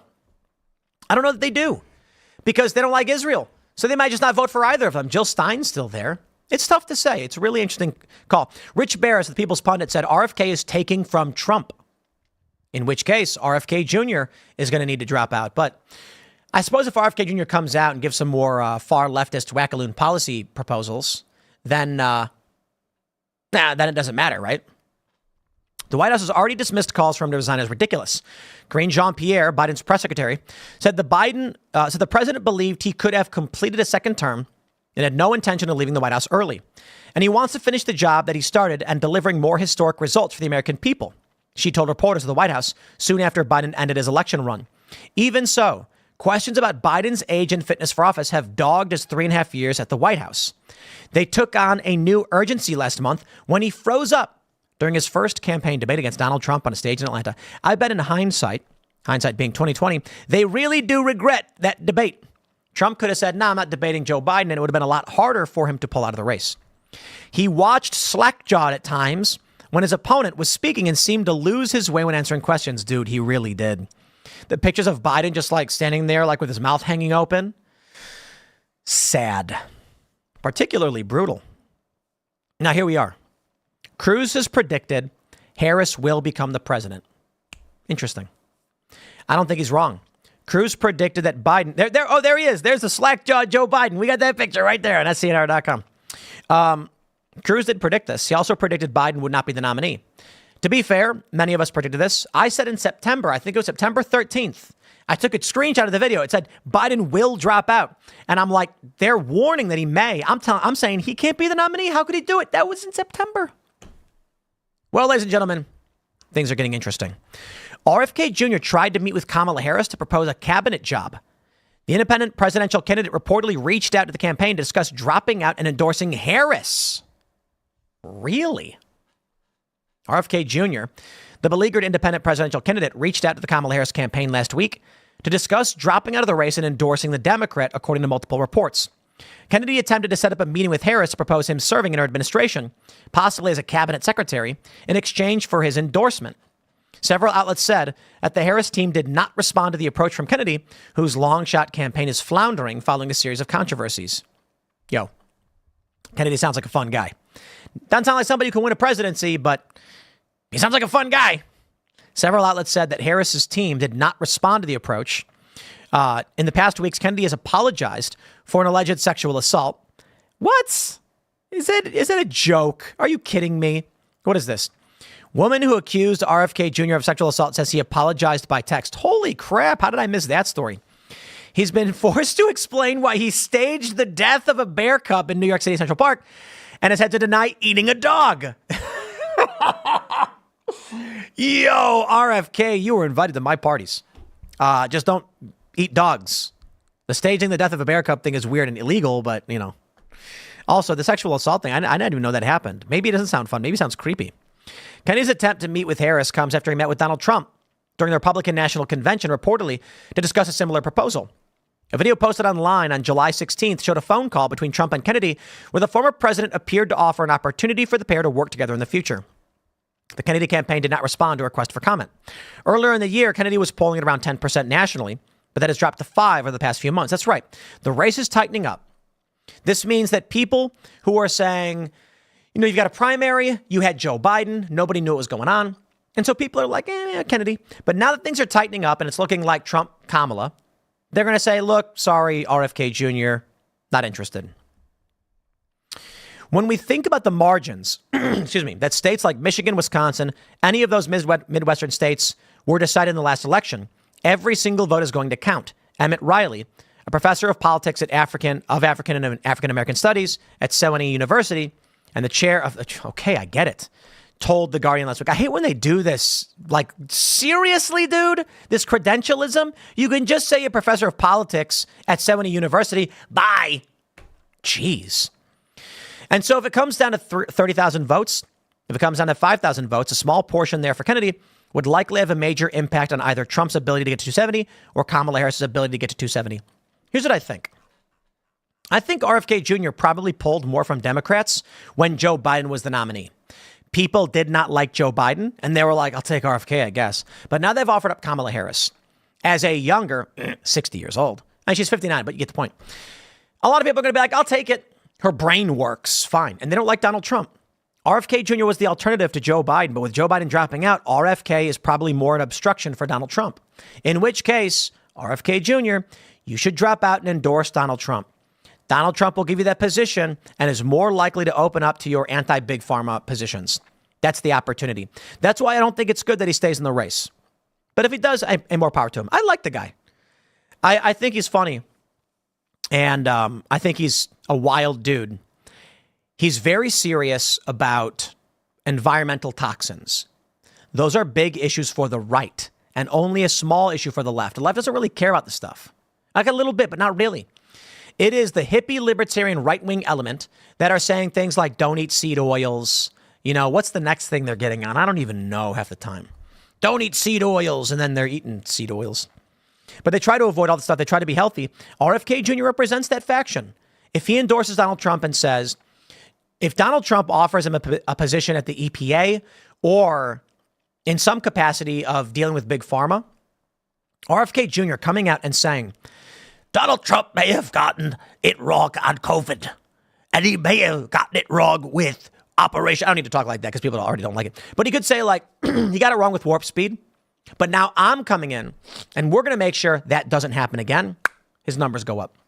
Donald Trump recently came out and said they're not going to allow the lockdowns all over again. Okay? You need RFK, buddy. RFK Jr., Kamala Harris reportedly shot him down.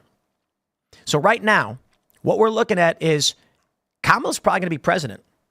I think that's a strong probability. I think RFK Jr. should go for the Trump ticket. He should get a job with the Trump administration. Maybe he's hedging his bets and thinking Kamala might win, fielding all of his options. We'll see. I'll leave it there. Smash the like button, subscribe to this channel, share the show with your friends. Head over to timcast.com, click join us, become a member.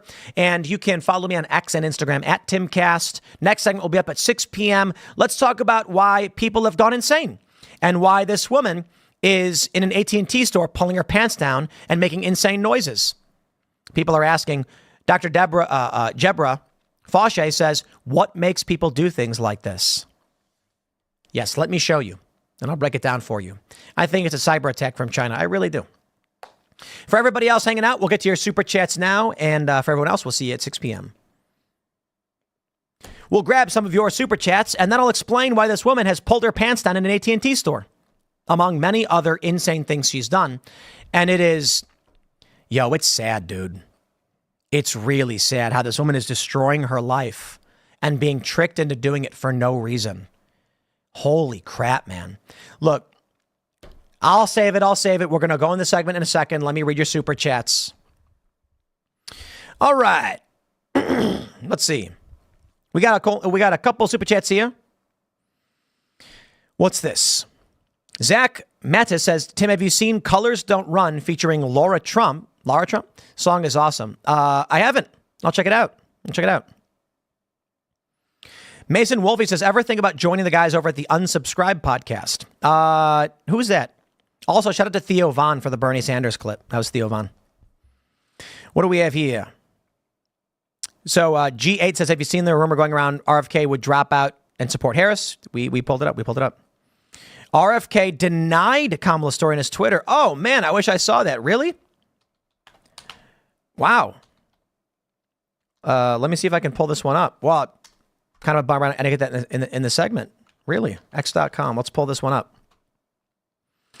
What do we have here? Wow. Why can't I pull up RFK Jr.'s X account? That's weird. You Google search it doesn't come up. Funny how they do that on Google, right? Man, I can't even pull up RFK Jr. on X. What's going on?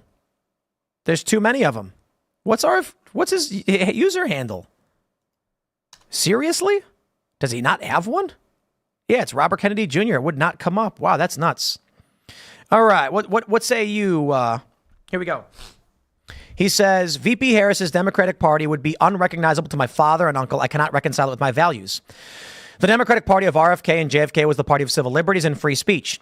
VP Harris is the party of censorship, lockdowns, and medical coercion. Okay. I have no plans to endorse Kamala Harris for president. I do have a plan to defeat her. Wow. Bravo. I know I like this guy. Good for you, RFK. I like this guy. Excuse me. Let me grab a drink here.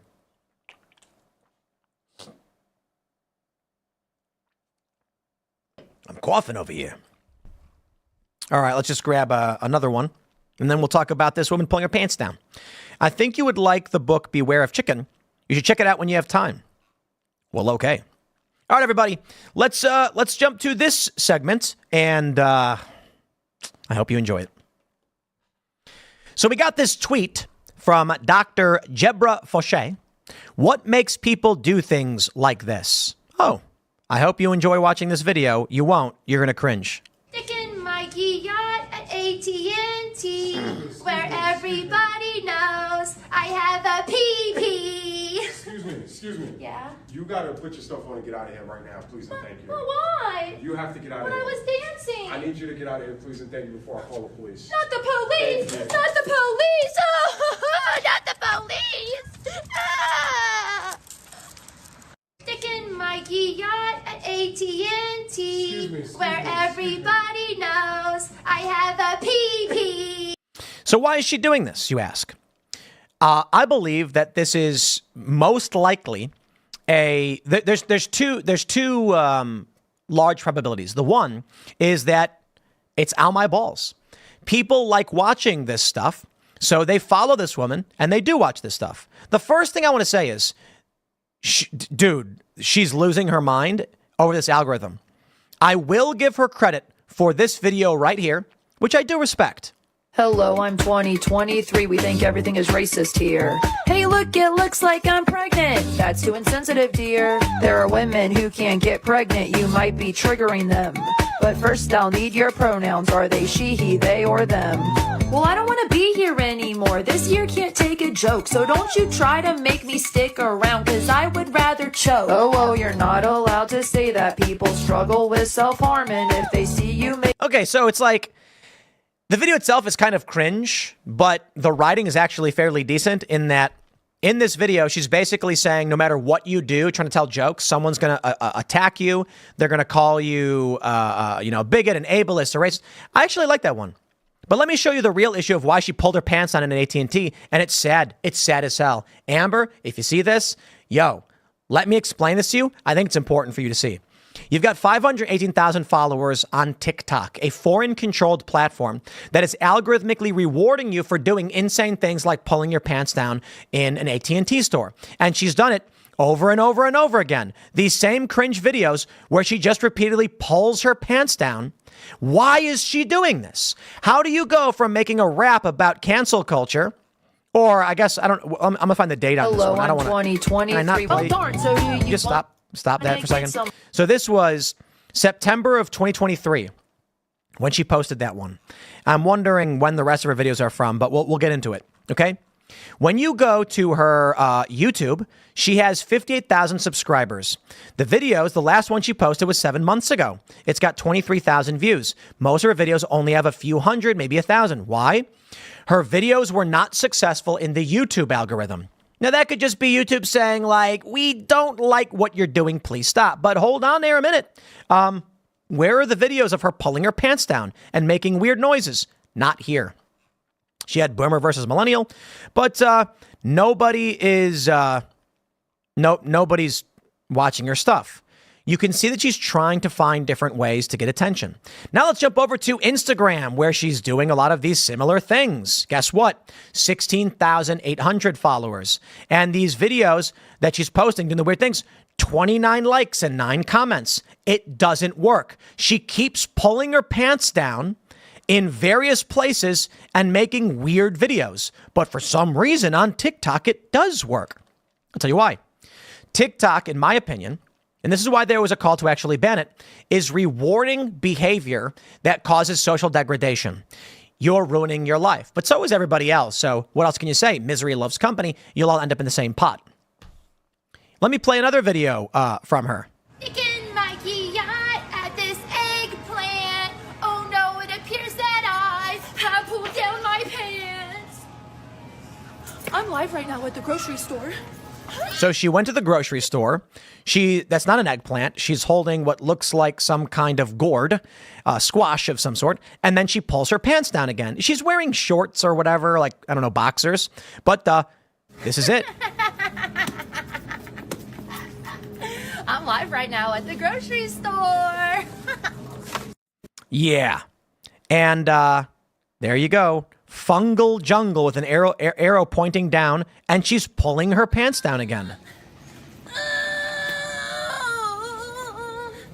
I pooped. I pooped. I'm on live right now at the grocery store. Pooping. Yo, this is just nuts. In my yacht out at Walgreens. Okay, but I'll tell you this. There's probably a decent amount of people on TikTok who are like, ha, ha, because like on my balls, you know? It's like, ha, look at, she's in the grocery store and she got her pants down.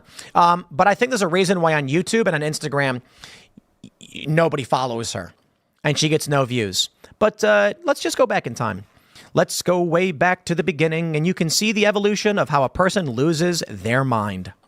All the way down, all the way down. Let's go way back in time to the early stages. And man, we've gone way back. Hey, wait a minute. Look at these videos. These videos have less views, and she's not pulling her pants down in a grocery store. They are kind of weird. Maybe I could zoom out a little bit. It'll become easier to see. So here's just, her doing comedy bits. And she did songs. This one got a lot of views. It's roll call video, whatever. And then at some point, she makes this video where she goes from making comedy songs like that one about 2023. And like, here's another one, 75,000 views, probably not enough. So here you go. Here's this one censored. Let's see if we can get to we'll find the point in her life where she decided to pull her pants down. And it didn't start with her pulling her pants down and making weird noise and throwing things on the floor. It's just what she gets rewarded for doing, which is insane behavior. Help me protest live. And then you can see the views increase. So she's getting around, you can see her views are going up. Some are good, 90,000, 100,000. And then she does this one, 180,000, 300, 400, 400, 200, 700. She's standing outside of a Pizza Hut with a thing on her chest saying meat. She got a fake elf baby of some sort, and her pants are half pulled down. The joke was probably that she was a vegan protesting Pizza Hut. And I can get trying to make jokes. And if people like it, sure. But again, it's not happening on other social media platforms. This stuff is considered weird to a lot of people. Maybe people like it. I don't believe it's real. So after she does that, she does it several more times. This weird thing where she's out in front of stores and then she's getting massive views for doing it. 2.1 million views for having her pants half pulled down. And then over a long enough period of time, it begins to evolve in the content. She's getting more and more views. She's having massive success with when her pants are pulled down. So she keeps doing it. Not all of her videos are like this. Eventually, she does get to the point where her pants are pulled down and she just starts making more and more of this content. It's low tier, easy to produce, standing out in front of stores is working for her, so she keeps doing it. And then, there you go. Millions of views, nearly 1 million views, 500,000, 2.2 million. She finds police cars, runs in front of them, and then stands in front of it like she's being arrested. Continually starts making these weird, I'm in a grocery store with eggplants, making weird noises, no longer doing songs, and just standing around half naked. I think the half naked thing works for like young guys who are into that, or people who have weird fetishes or whatever, watching a woman pull her pants down in public. It's not coherent comedy. It is very much ow my balls. And I will keep it simple for you. I think the reason that she's doing it is the reward she gets in follower count and likes. I think the reason she's getting rewarded is because the TikTok algorithm is supporting deviant and degenerate behaviors. I'm going to tell you this. I've revised my stance on free speech. There is one group of people that I will say does not deserve any kind of free speech. No free speech for nuisance influencers. If you're a nuisance influencer, you get no free speech. I'm half kidding, but watch this guy. Let me show you this video that is also going viral. There's a guy on TikTok. This is what's going on with TikTok. Appreciate you, boss. Appreciate that. Thank you very much. Oh well. Can I have more lobster or not? Here's a guy. He's got several full lobsters on his plates. Thank you very much. Oh well. Dropped Can one. I have more lobster or not? You can have more lobster once you have completed these, sir. I have to eat all this first. Look at all of the lobsters he's brought to his table. He's got 1, 2, 3, 4, 5, 6, 7, 8, 9, 10, 11, 12, 13. And then he's got 1, 2, 3, 4, 5, 6, 7, 8, 9, 10, 11, 12, about 13 or 14 lobster tails and bowls of butter. He's going up to the buffet and just loading up on it while filming himself doing it. Why? It's called nuisance influencing. That's what this woman is doing in the grocery stores, pulling her pants down, nuisance influencing, bothering people and doing creepy things and getting rewarded by TikTok for doing it. Don't get me wrong, Twitch allows us to, and YouTube does to a certain extent. To be clear, the rules are that I have to finish a plate before I go back to the buffet. For the lobsters, yes. We have a sign right over there. It says one per plate. Yes. It doesn't say you have to eat the plate before you come back, though. You see what he's doing? It says you can have one lobster per plate. It's a buffet. They're being nice. And he goes, doesn't say I got to eat it. So he's putting one on a plate, going over, and going back and forth. What was that? I wasn't even talking to you. Who are you? Who are you? I wasn't talking to you. Sir, will you just please? Look at these people taking pictures of The him. casino who be taking all y'all money has a problem with me taking some lobster, all you can eat. Stop playing with me. So I'm here at the Palms in Vegas trying to put y'all onto the good spots. Jeez. You know what I'm saying? And the manager comes over to my table like, excuse me, are you going to eat all that? The rule said 1 piece per plate. So that's exactly what I was doing. I would get 1 piece, take it back to my table, and then go back and get another piece. Hey, listen, after all that, I ain't even going to hold y'all. That lobster was busting. The butter has some seasoning and only $80 too? This deal is definitely worth it. But the way that they treated me made me want to leave immediately. You're not supposed to be Look at this. And then he throws them all in the garbage. back here. You're not supposed to be back here, please. He throws it all in the garbage. Yo, that is wild, dude. This should be banned. People are making money off of doing this cringe. Where is it at? Here we go. This cringe. Uh-oh, TikTok's breaking. Did I break TikTok or did I break my computer? I think this should be banned. I don't think nuisance influencing should be allowed. There is a water spout in the middle of the produce section. You know I'm gonna do it. Oh, seriously? Join No, my she live won't. to see what happens. Nah, she won't. There is a water spout in the middle of the produce section. Yeah, it's for produce. It's for cleaning off produce. Nuisance influencers, I do not believe, deserve free speech.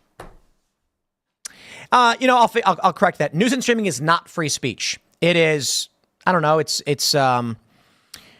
what would you call it? I guess disorderly conduct. Like, I can respect her criticizing and calling out cancel culture. I can respect her doing songs to be funny. I don't respect the nuisance broadcasting, going to public areas, grabbing vegetables, and then doing this weird, disgusting pants pulling down garbage. Everything else I think is totally fine. Look at this. Hey, I'm on live right now trying every fixture out at Lowe's. This is crazy. She climbed on top of a shelf. These things aren't designed to carry an extra 100+ pounds of weight so you can sit in a toilet at a Lowe's. Nuisance stuff. I got to be honest. I think that TikTok intentionally promotes these things because it's creating degenerate behavior that is bad for our economy and for our culture. Young people are watching this and they're thinking, if I want to be famous, I got to act like a psychopath. Surprise, surprise. It doesn't work on the American platforms. I think to at least a certain degree, American companies are like, yeah, we don't want to encourage this. TikTok doesn't care. So here you go. I feel bad for this woman because she's clearly trying to do comedy. And the only platform that is propping her up is TikTok, which is not an American company. And then, you know what I think? I'll be completely honest. I'm on live right now at the grocery store. This is nuts. I don't think these are real views and likes. I could be wrong. I don't know. I think what's actually happening is that TikTok gives fake likes to people so that they think what they're doing is generating a positive reaction. I ask you this. I understand that TikTok is very popular. Instagram and YouTube are also very popular. YouTube is the second largest search engine, and it is one of the biggest social media. I think it's the biggest social media website, the biggest video platform. How come she's not getting any traction or attention on YouTube? Let's see how her shorts are doing. Maybe I'm wrong. Maybe her shorts are, oh, look at this. 33 views, 71 views. Here's her with her pants on in a grocery store, 94 views. It's not working on the large American platforms. Here she is standing naked with an American flag. She got 3,000. Congratulations. That one worked. This one with her pants on got 20,000. But the rest of them, just not working. Why is TikTok working? Where's the organic reach? I ask you. It ain't there. Normally, you can see a correlation between someone's presence on social media across all of social media. Take a look at me, for instance. On YouTube, between my 3 channels, I guess it's like 4.4 million subscribers. There's some overlap, so it might be actually like 3 million unique or something. On Twitter, I have 2.2 million, and on Instagram, I have 400,000. Instagram typically gets, when it comes to politics and stuff, you have less. X, I said Twitter. X is actually a little bit higher, but there is a correlation. If you watch the podcast on iTunes and Spotify, Timcast IRL is in the top 200. It fluctuates. I think our peak position was top 35, but it usually floats around like between 100 and 200. Really depends on if people are watching on YouTube or iTunes, but there's a direct correlation across the board. Why? If people actually know who you are and they like the content you produce, they will find it on other platforms. People will talk about you. The Washington Post writes about me. I'm not making content where I rip my pants off and do weird things. I'm talking about news. I've had people say, like, why don't you do more segments like this, that, or otherwise? I talk about what I care about. I don't talk about what I think will just generate tons of traffic. Now you look at an individual like this. She has no followers anywhere else. There's no linked correlation. It makes no sense. Timcast gets banned from TikTok, and so we make new accounts, and we have relatively few followers there. I think it's like I think we were in the tens of thousands, not particularly active after we got banned. How is it inverted? That on this one foreign-controlled platform, she's got 500,000, but on the rest of the platforms, it's very few with no views. In my opinion, it's probably fake, or they prop it up. This girl is cray. Are you Jojo Siwa? So a lot of these comments, people are sharing it. Are you okay? Are you okay? Emoji. How many of these comments are bots? I wonder. Hit the nail on the head. I actually think the emoji ones are fake. I think what TikTok does is intentionally reward bad and psychotic behavior so that these people think they're building up big followings and getting attention, but all they're really doing is burning themselves to the ground. Thumbs down, emojis. I don't think it's real. Genuinely do not believe it's real. Maybe I'm wrong. It really could be they are real people and the algorithm is just promoting psychotic behavior intentionally. But I tell you this, if people really liked it, Amber, they'd follow you on other platforms and there'd be a direct correlation between your following on TikTok and other platforms. So for all these creators who are like, I've got 1 million followers on TikTok, but no followers anywhere else, have you ever stopped to ask yourself why that is? Why don't people follow you on other platforms? Even Dylan Mulvaney has a lot of followers on other platforms. Dylan Mulvaney got a lot of press. It's because it's fake, in my opinion. Now, apparently she's in West Virginia. Stop giving West Virginia a bad name, lady. Maybe we'll interview her on the Culture War, and we'll talk about this like degeneracy. I wonder where in West Virginia she's showing up and doing this ridiculous stuff. I'm on live right now at the grocery store. Oh, dude, this is so sad. Like, what are your friends and family gonna think? You know, when your parents watch this, are they like, wow, I'm so proud of what you've become? Look, if you're a comedian and you make comedy videos and you're doing stand-up, people are going to be like, wow, you're a comedian. Okay. If you're pulling your pants down in front of a Walgreens and you're like, yeah, but I get 1 million views. If you're acting like you're defecating with your pants down in front of people at a grocery store, you are like, man, just so brutal. Cilantro Industrial Complex Super Chat saying it's got to be kids watching this stuff. Yep. And that's why she's giggling and acting like a child. But this is creepy stuff to show to kids. It's just messed up cringe. YouTube got rid of the stuff that was targeting kids this way. I'll stress this one more time. One more time, dude. If there's no correlation in your following across social media platforms, you're not really generating a following. all you're doing is making this your legacy. Hey, man, but I guess I can say power to her for not feeling shame, I guess. I don't know. Maybe we need it. I'm going to wrap it up there. Next segment's coming up tonight at 8 p.m. over at youtube.com/TimcastIRL. Thanks for hanging out, everybody. Smash the like button. You can follow me on X and Instagram at Timcast. You can follow me. You can go to become a member at Timcast.com to support our work. For the rest of you watching live, we'll go to your super chats. Thanks for hanging out, and we'll see you all next time. We'll grab a couple more here. We got a few more minutes. And let's see. What's her name says, I finally got TikTok, and it's terrifying. I thought people were overreacting, but it's the most toxic, destructive thing in existence. It should be banned. Seriously. Maybe she really is getting the views, but the algorithm is propping up this degenerate insanity.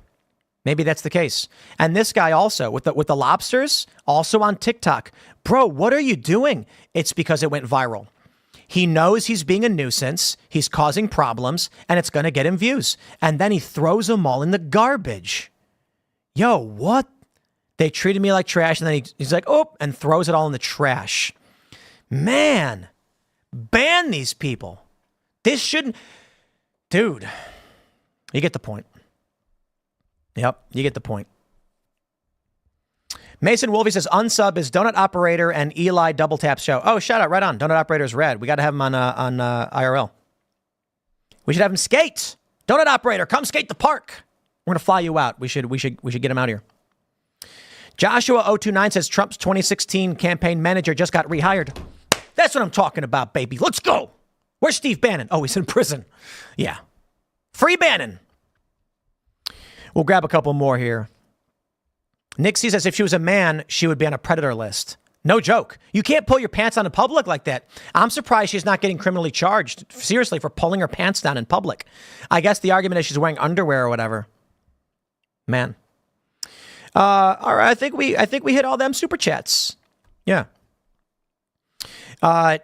Grow Hunt says, downvote that segment so Tim doesn't post any more like it. Well, sometimes I do cultural segments, but you don't want me criticizing TikTok? Gonna do it. Yeah. Joni said, Bernie Sanders just said Democrats backstab. And then he was like, but I'm friends with Joe and I know Kamala. And, congratulations, dude. You reap what you have sown. My friends, smash that like button. Subscribe to this channel. Share the show with all your friends. This is the new morning show we've been doing for the past couple of weeks since the RNC. It's more fun to go live for 2 hours. There is an inverse correlation between the total amount of viewers, but the total watch time has gone up.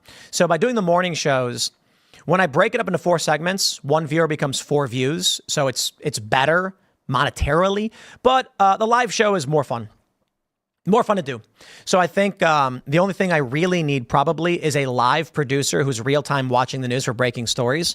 And then I think it would be really cool to do guests if we're doing the morning show, because we can still do the 4 segments, but we can throw in a guest segment where we interview somebody. And that'd probably be a lot of fun. Probably a good idea. We need a producer for that. So far, the show switching to live hasn't upped revenue enough to the point where I'd be able to do something like that, but we'll figure it out. Yeah, we'll figure it out. Smash the like button. Become a member at Timcast.com. We will be back tonight at 8 p.m. over at youtube.com/TimcastIRL. Tonight's guest is Danny Polishchuk. Super excited. Danny's always fun and funny.